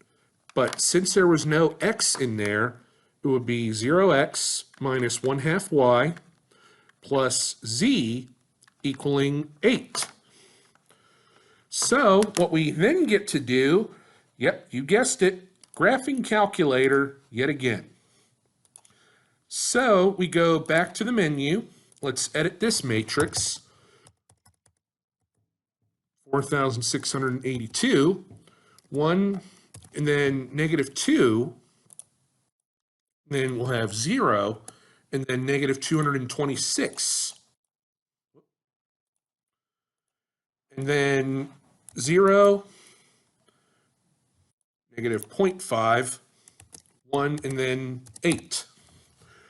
So let's quit out of this and let's RFA. And here's what we get. And don't forget, you have to actually say what each is. You can't just say, X, Y, and Z are this, this, and this, and be done. Yeah. But, so X is the number of child tickets. So 2,574 child tickets. Y will be 1,400, and since Y represents the number of adults, we had 1,400 adult tickets sold. And then Z is 708 senior tickets.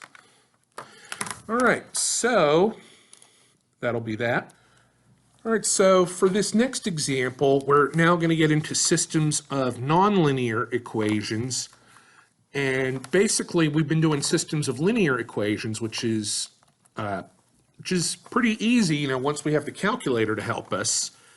Now, we're going to have second degree equations as well as rational ones, and they can, and most will have multiple solutions. This is nonlinear because we have a lot of these, squared terms. Now, we can solve systems using substitution and elimination. So, since both of these are already solved for y, all you have to do here is, you have x squared plus 4x plus 5 equal to x squared plus 2x minus 1. And no, there is no calculator trick to nonlinears. So we cancel out the x squareds, and we get 4x plus 5 equal to 2x minus 1. And we get 2x equaling negative 6. X will equal negative 3. Now, that is the only x value, so we can plug x equals 3, or negative 3, into either one of these two. So negative 3 squared plus 4 times negative 3 plus 5. Let's see, that would be 9 minus 12 plus 5, and this would be 2. So the solution, there's only one. So like a set of braces, negative 3 and then 2. Now, you can also verify this, believe it or not, on the graphing calculator if you really want. If we do x squared plus 4x plus 5, x squared plus 2x minus 1, and we see that there is only one place where these two intersect. So moving along, now for systems like these, generally we want to do a substitution here. So what we have to do now is we solve this second equation for y. So if we have 3x minus y equal to 5, we want to get y by itself. So if we do that, we'll have 3x equal to y plus 5. Y will equal 3x minus 5. Now, we're nowhere near done. So we'll have x squared plus y squared equal to 5. Now, instead of y, we're going to replace this y with 3x minus 5 quantity squared, and that will equal 5. So we have to do some, you guessed it, foiling. You can't just square the 3x and the 5 and be done, unfortunately. So to finish this one up, so what we'll get here is, x squared plus 9x squared minus 30x plus 25 equaling 5. 10x squared minus 30x will equal, plus 20 will equal 0. Now, the nice thing about this is we can just divide out by 10 right now. If 10 times x squared minus 3x plus 2 equal to 0. So what will happen is we need to factor this x squared minus 3x plus 2, or we could, solve it using any method here. So we'd have to solve x squared minus 3x plus 2 equal to 0. And that's actually factorable. X minus 2 times x minus 1 equals 0. So we're going to get two values for x equal to 2 and x equal to 1. Now we need to find the y when, let's do it for when x is 1.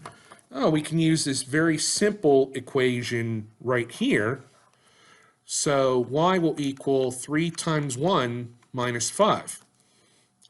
3 minus 5, which is negative 2, and we get 1, negative 2 out of this deal.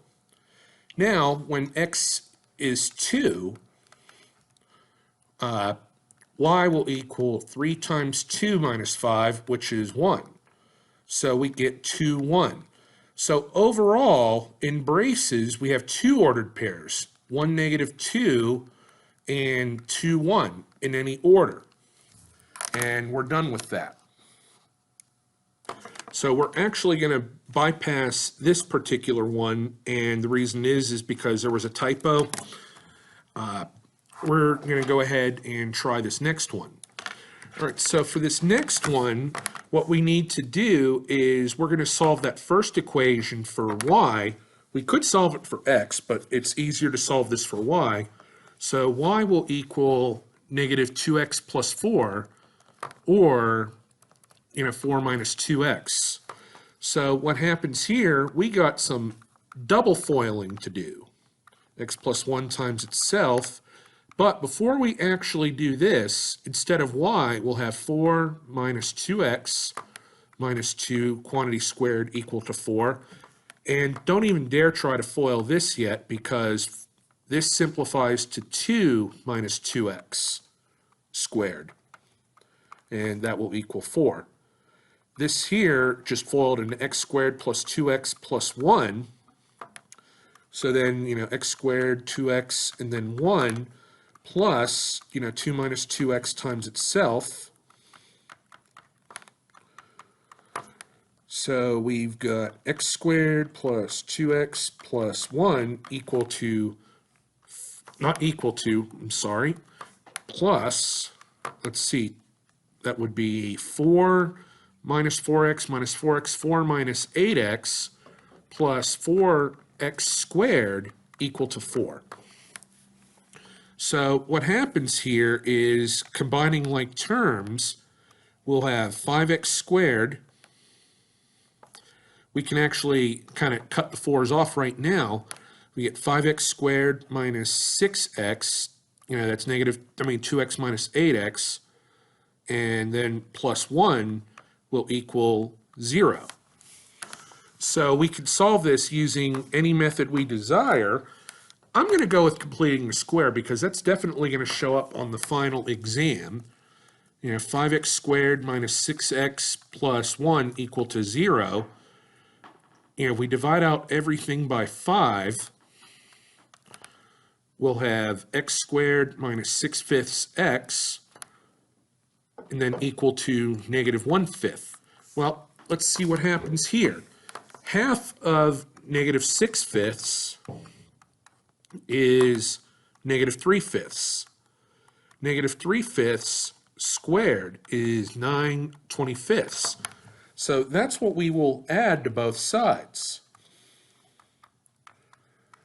So what will happen here is we'll have x minus 3/5 quantity squared equal to negative 1/5 plus 9/25, which happens to be 4/25. So when we take the square root of both sides, what happens now is you have x minus 3/5 equal to plus or minus 2/5. So x will be 3/5 plus or minus 2/5.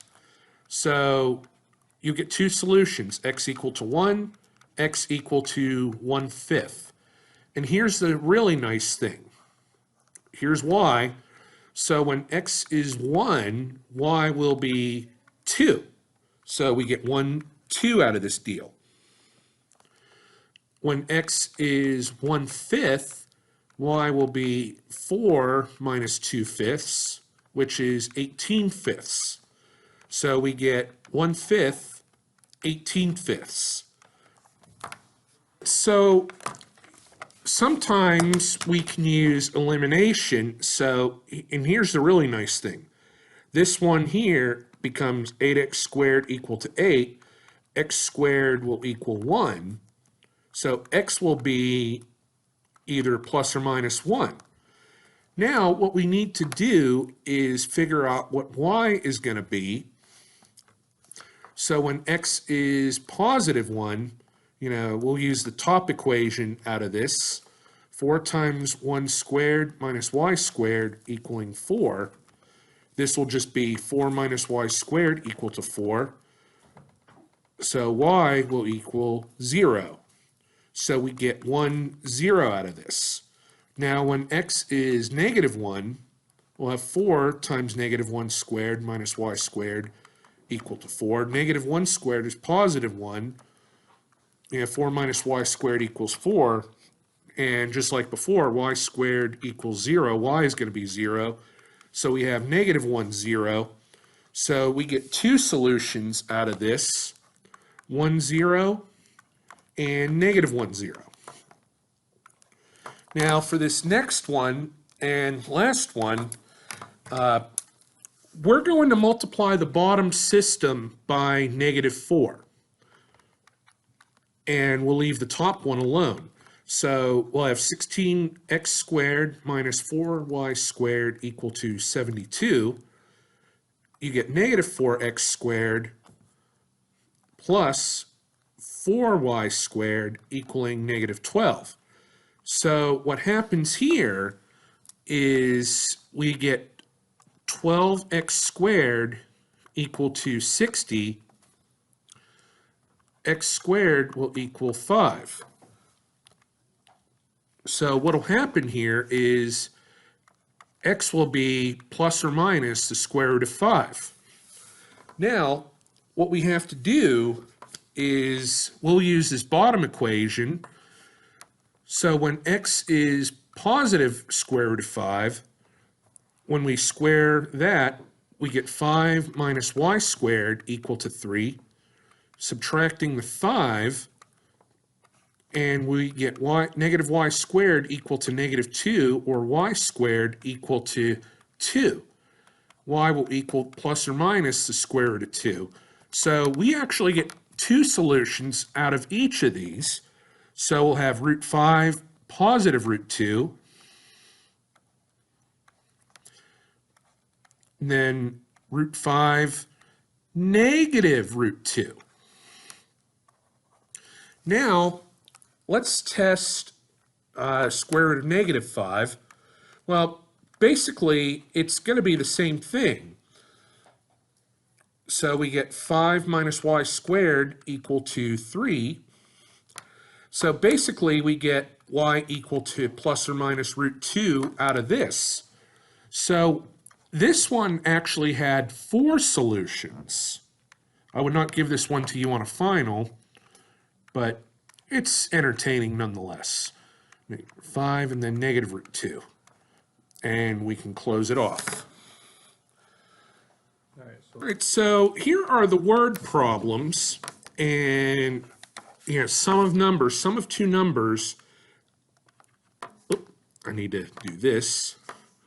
So what will happen is we'll get x plus y equal to 20, and then x times y equal to 96. So this is kind of, this is kind of what you need to factor. I mean, it's true, you could probably find these numbers off, without having to do this. Now, what we have to do is solve one of these. Let's solve this for y. Y will equal 20 minus x.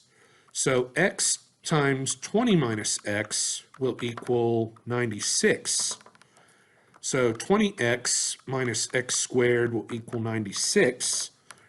And get negative x squared plus 20x minus 96 equal to 0. If we divide out by negative 1 on this whole thing, we'll have x squared minus 20x plus 96 equal to 0.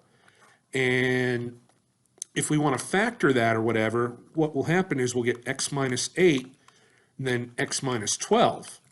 So x will equal to 8, x will equal to 12. And so we have to find the y. So y will be 20 minus 8, y will be 12.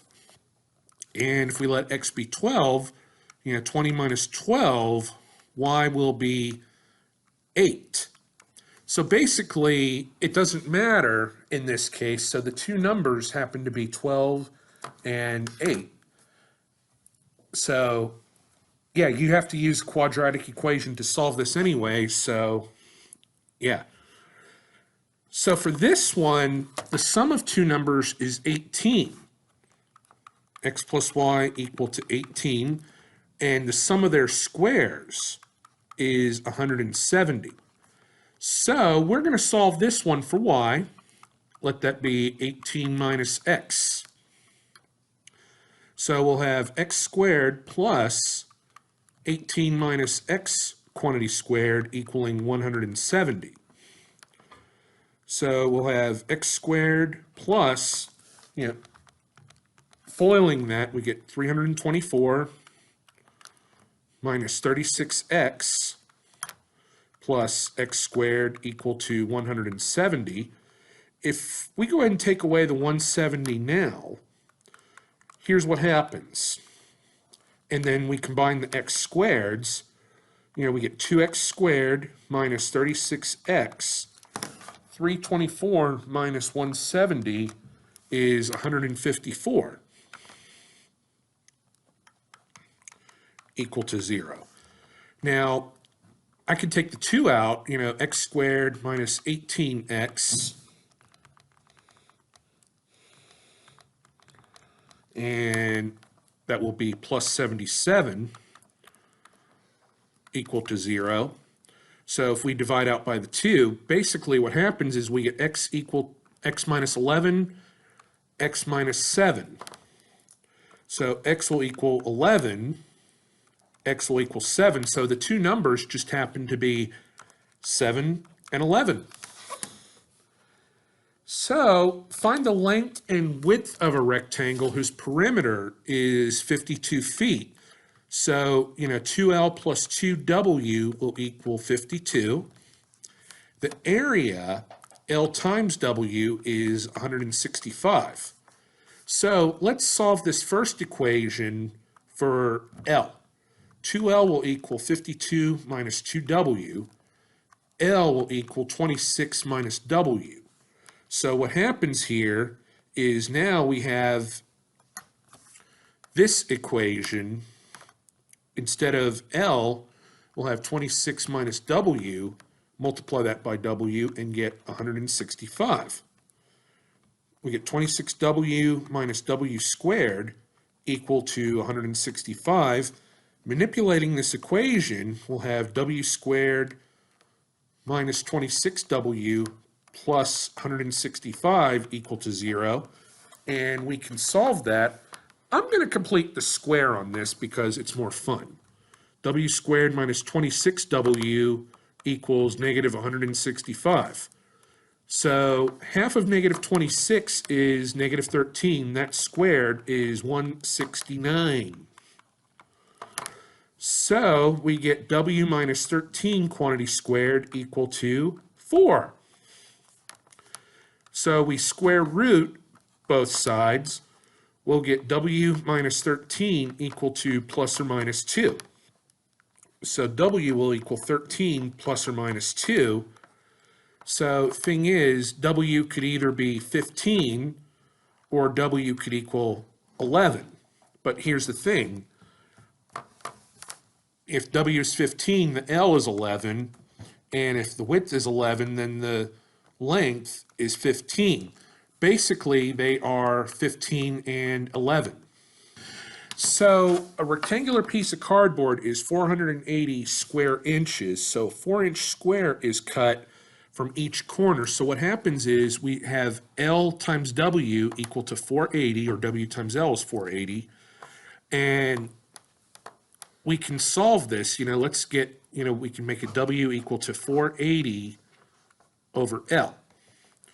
And the volume equation is length times width times height, 4 times W minus 8 times L minus 8. The reason we lose 8 here is because we subtract those. And by simplifying this, we get W minus 8 times L minus 8 equal to 192.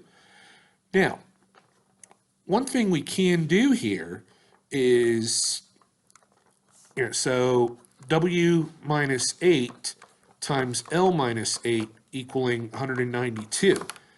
I'm going to actually FOIL this, just, it'll be WL minus 8L minus 8W plus 64 equals 192.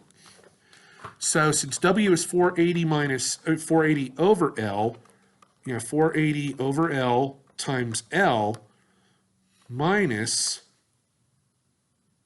8 times L minus 8 times 480 over L, and then we subtract that 192, so we get minus 128 equal to 0.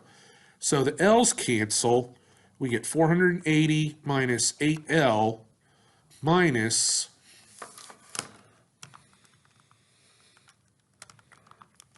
3840 over L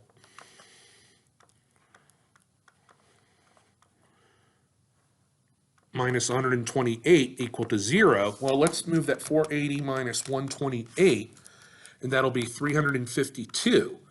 So in doing that, it will have negative 8L minus 3840 over L plus 352 equal to 0. Let's multiply everything by negative L.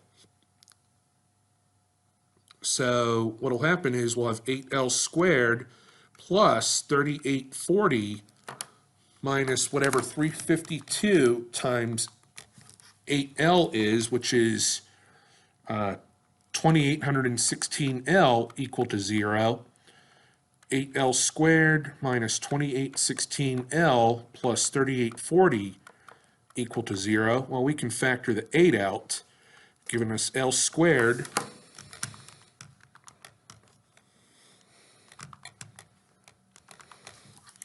so it'll be L squared minus 352L plus 480 equal to 0. The 8 is gone. And what we get out of this is, basically L minus 20 and L minus 24. So what happens here, the length could be 20 and then the width would be 24. So that's what we would get. So I'm not going to give you one like this on the final. That one is way too brutal, but it's always good to know. So this last section is actually going to be very easy, inequalities. What I'm actually going to do is I'm just going to record the last video for you at a later date. So this last one will actually be very quick. So I hope you enjoyed it and have a good day. All right, so welcome to what should be the very last video for this Math 171. So this is going to be this is probably going to be really easy for you. You probably have done this in an earlier math class, but I'm going to make a video for it anyway. So hope you enjoy. So inequalities are basically, we're going to graph inequalities in two variables. Now what happens here is we need to shade one side of them. So we graph the line as if it were an equation and then make it solid if the sign is either less than or greater than or equal to or dashed or dotted if it doesn't have the little equal to sign underneath it. We can graph one or even a system of inequalities. So a half plane is going to be graphed. Any solution, anything in the half plane is considered a solution to this inequality. So for this first one, we're going to graph y is less than or equal to 3/4 x minus 7. So this will be a solid line. Now, since this is a solid line, we'll just, graph the line y equals 3/4 x minus 7 like we normally would. We start here at negative 7. We go up 3 and over 4. Up 3 and over 4. Or we can go down 3 and 4 in this direction. And here is the line. So there's your line. If it were dashed or dotted, what we would have to do is just erase some of that to make it appear that way. So, since it is less than or equal to, all you have to do is shade below that. I know this seems too easy to be true, but it really is. Now, and that's all we have to do. Now, I am going to show you how this can be done in the calculator. Now, I'm going to set up a fraction, 3/4 x minus 7. So if I set that up, I graph it, there's a line. Now, I'm going to go to apps, and I'm going to go to the Inequals app. And what it does is it turns this into an inequality app, where if I go here and I hit enter, I can change the color. Now, y equals, I want it to be less than or equal to, so then I'm going to go down to where it says OK. And then I'm going to hit graph, and I see exactly what I expected. So, not bad. Now, I am going to tell you, the way I learned this back when I was in school, one of my teachers really did confuse me a bit. I mean, it wasn't confusing, but it was more work than needed. But I'm going to pick 2 points. I'm going to pick 1 point outside of the shaded area. I'm going to call it A. We're going to do 2 test points. We have 0, 0, and then I'm going to test B. Now, since the denominator is a 4, I'm going to test something like, 8, negative 6. So, for B, we'll have 8, negative 6. So, what we're going to do now is, in the inequality, y is less than or equal to 3/4 x minus 7, we're going to replace, for A, both the x and the y with 0. So 0 is less than or equal to 3/4 times 0 minus 7. 0 is less than or equal to negative 7. That is false. So since that's false, we wouldn't have shaded there. Now for this, we'll have negative 6 less than or equal to 3/4 times 8 minus 7. So negative 6 less than or equal to, that would be 6 minus 7. Negative 6 less than or equal to negative 1. This is true. So, and that's why we shade on that side. So, pretty neat to see how it all works. So, we're going to go to the next example here, where we actually do have to solve this one for y. Now, this one is going to be a dashed line. So, we have to solve this for y first. 3x minus 5y greater than 20. So, we're going to take away the 3x from each side. So, that gives us negative 5y greater than negative 3x plus 20. Now, we're going to divide everything by negative 5. Now, what happens here, since we divided by a negative, remember, you have to flip the inequality sign. So now y is less than 3/5 x minus 4. So we start here at negative 4. We go up 3 and over 5, up 3 and over 5. And I can continue that pattern in the opposite direction. Now, I can just draw this dashed to the best of my ability, and it looks to be pretty good. And then I'll shade it. Since it is, in fact, less than, all I have to do is shade below. And that's going to be that. Not bad. So, when we're graphing a single variable, one thing you need to remember is Hoy-Vux. So, Hoi, horizontal, 0 is the slope, y is the line. So y is less than or equal to -3. So we need to graph y equals -3. This will be solid. Now y equals -3, it's going to look like this. Horizontal and 0 slope, not no slope. The slope is going to be 0. And since it's less than,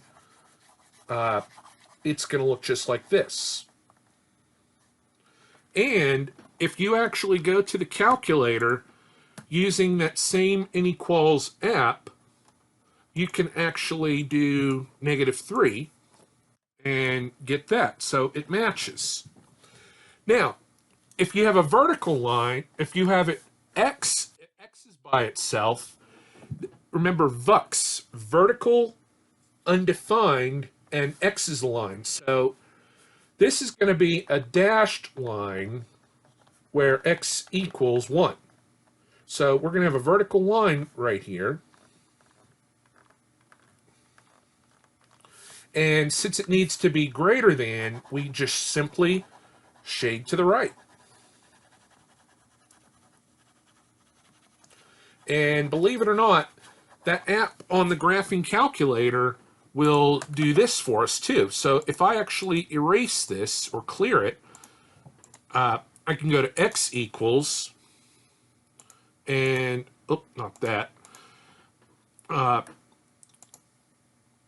could just type in 1 here and go over here, hit enter, and scroll down to where I want it greater than. And we see that, and you can see here that the line is in fact dashed. So pretty neat. So we're going to look at the next ones here. Graphing some nonlinear inequalities. Well, that's actually easier than it looks. Basically, you graph the curve and shade appropriately. You might have to solve for y, but that's really easy to do. So for this first one, this is a quadratic equation. Basically, it is x squared shifted 3 right and down 8.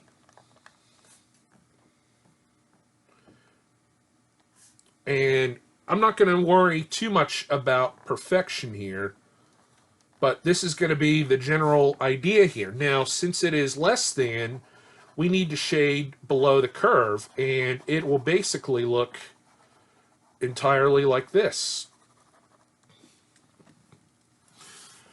Now, for this next one, we'll get y equal to -x squared plus 9. So this will be reflected, and don't forget, it's a dashed line.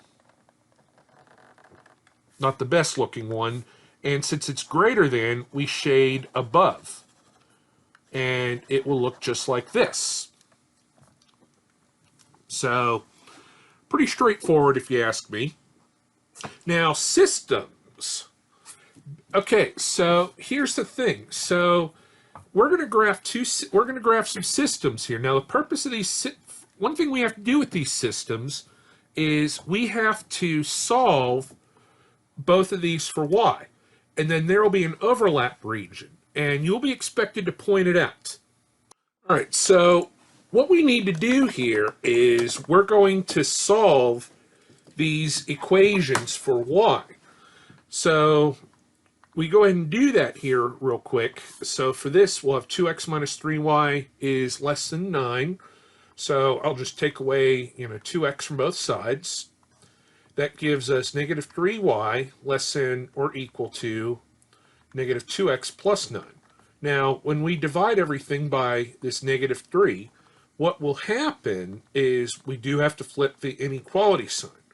We'll get y greater than or equal to 2/3 x minus 3. Now, one thing I'm going to do is I'm also going to be shading that in yellow. Now, so I have the luxury of, I'll tell you, when I taught this in high school, I used changeable markers to where if you colored over, you would see like a mix. So if we have negative 3 here, we go up 2 and over 3, up 2 and over 3, up 2 and over 3. And of course, that is a solid line. This is going to be our shaded region. We're going to shade above it.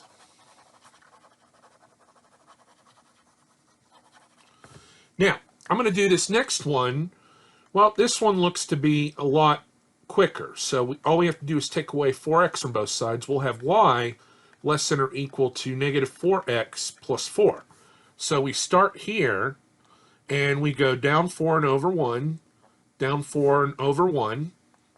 And what we want is to shade, we're going to shade this one in blue. Now, less than or equal to, so it's going to be this. Now, if you remember from your colors back whenever you learned them, yellow and blue make green. So this region, even though it seems to be a finite region, this is the overlap region. Now, what that means is this region that we have overlap is where both inequalities are satisfied, or all inequalities would be satisfied. So, as you can see, even though it's barely in there, 0, 0. If I test 0, 0, I would get 0 less than or equal to 9. That's true. And 0 less than or equal to 4. Now, if I tested something here, only the first one would fit, but not the second one. So you have to, but you don't really need to even do that here because it all works the same. Now, the nice thing is we could actually go to the calculator. So now the only thing is these do have to be solved for y. So if we do negative 4x plus 4, less than or equal to, and then we'll do 2/3 x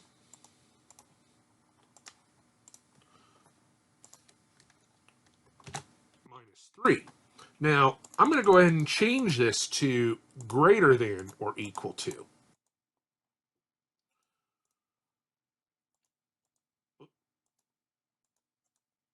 Greater than or equal to that one right there. We hit OK. And what we see here is, we see where the overlap is going to be. Oh, I forgot to turn this one off or clear this one. So let's redo that real quick. Yeah, and we could actually hit second in calc and go to the inequality, and we could do, point of intersection, inequality intersection in blue. And what that does is it only shows the intersection of that. So that's just a neat way to see how it all works. All right, so for this next one, for this next set, the inequalities are going to be dashed lines. Now, we still need to solve for y. So I'll take away 4x from each side here. So we'll have 7y greater than negative 4x plus 14, and then we'll divide everything by 7. We'll have y greater than negative 4/7 x plus 2. Now, again, keep in mind, this is going, both of these will be dashed lines. So if we start here at 2, we go down 4 and over 7.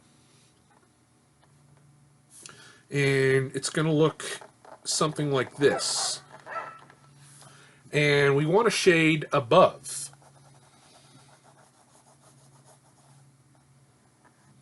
And it'll look just like that. All right, so for this next one, I need to solve it for y. So I'm going to take away the x from both sides. So we'll have negative 3y greater than negative x plus 9. We divide out by negative 3, and since we divided by a negative, we've got to flip that sign. So this time we get y is less than 1/3 x minus 3. So we start here, go up 1 and over 3. We just do it once or twice. Remember that it is a dashed line, and it has to be less than. So the overlap region does seem to be pretty small, but keep in mind that, you know, this overlap region technically goes on and on forever. It just goes on and on forever. So, yeah, so the overlap region, yeah, it is not a finite region unless it is completely enclosed, that we will see in an example coming up. So, one thing here is, yeah, like healthy weight region based on your height and weight. Basically, it would have to satisfy a series of inequalities. So what we're going to do is we're going to graph a system here. Now, I think the second one will actually have a fully enclosed region. So for this first one, we're going to graph x plus y is less than or equal to 6. So y will just be negative x plus 6. And, you know, go down, and it will look like this. And we'll graph that one in yellow, less than or equal to, it will look like this. Now, by the way, everything is solid.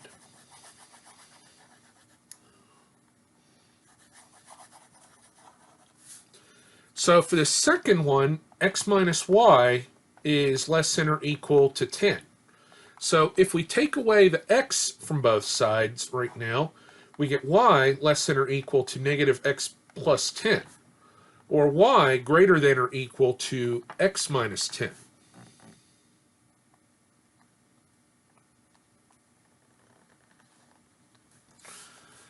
And we'll graph that one in blue. We want to shade above it.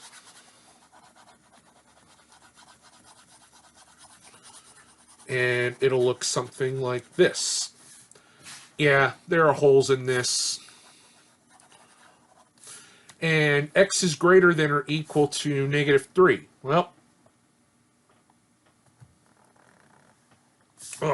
very bad looking graph there. There we go. So yeah, this would actually be a finite one, even though, well, yeah, it would be enclosed. So basically, the region is going to be a perfect triangle. And what I want to do, so what will happen here is when we shade over the whole thing, we see that we have a whole triangle that is our overlap region.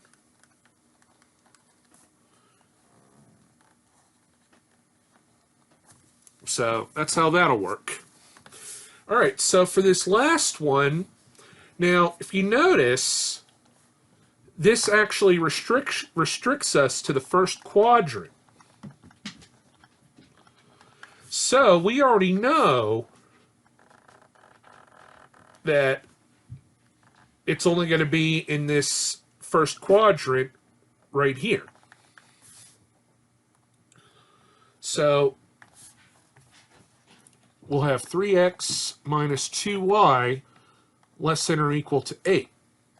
Negative 2y less than or equal to negative 3x plus 8. If we divide by negative 2,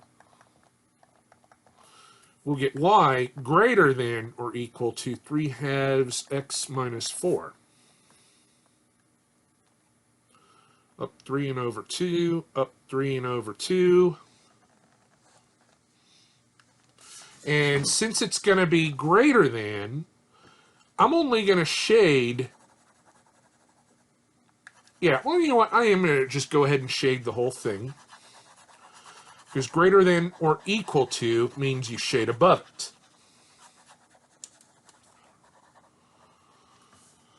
Now, for this last one, x plus 2y less than or equal to 6. So we get 2y less than or equal to negative x plus 6. We divide out by 2.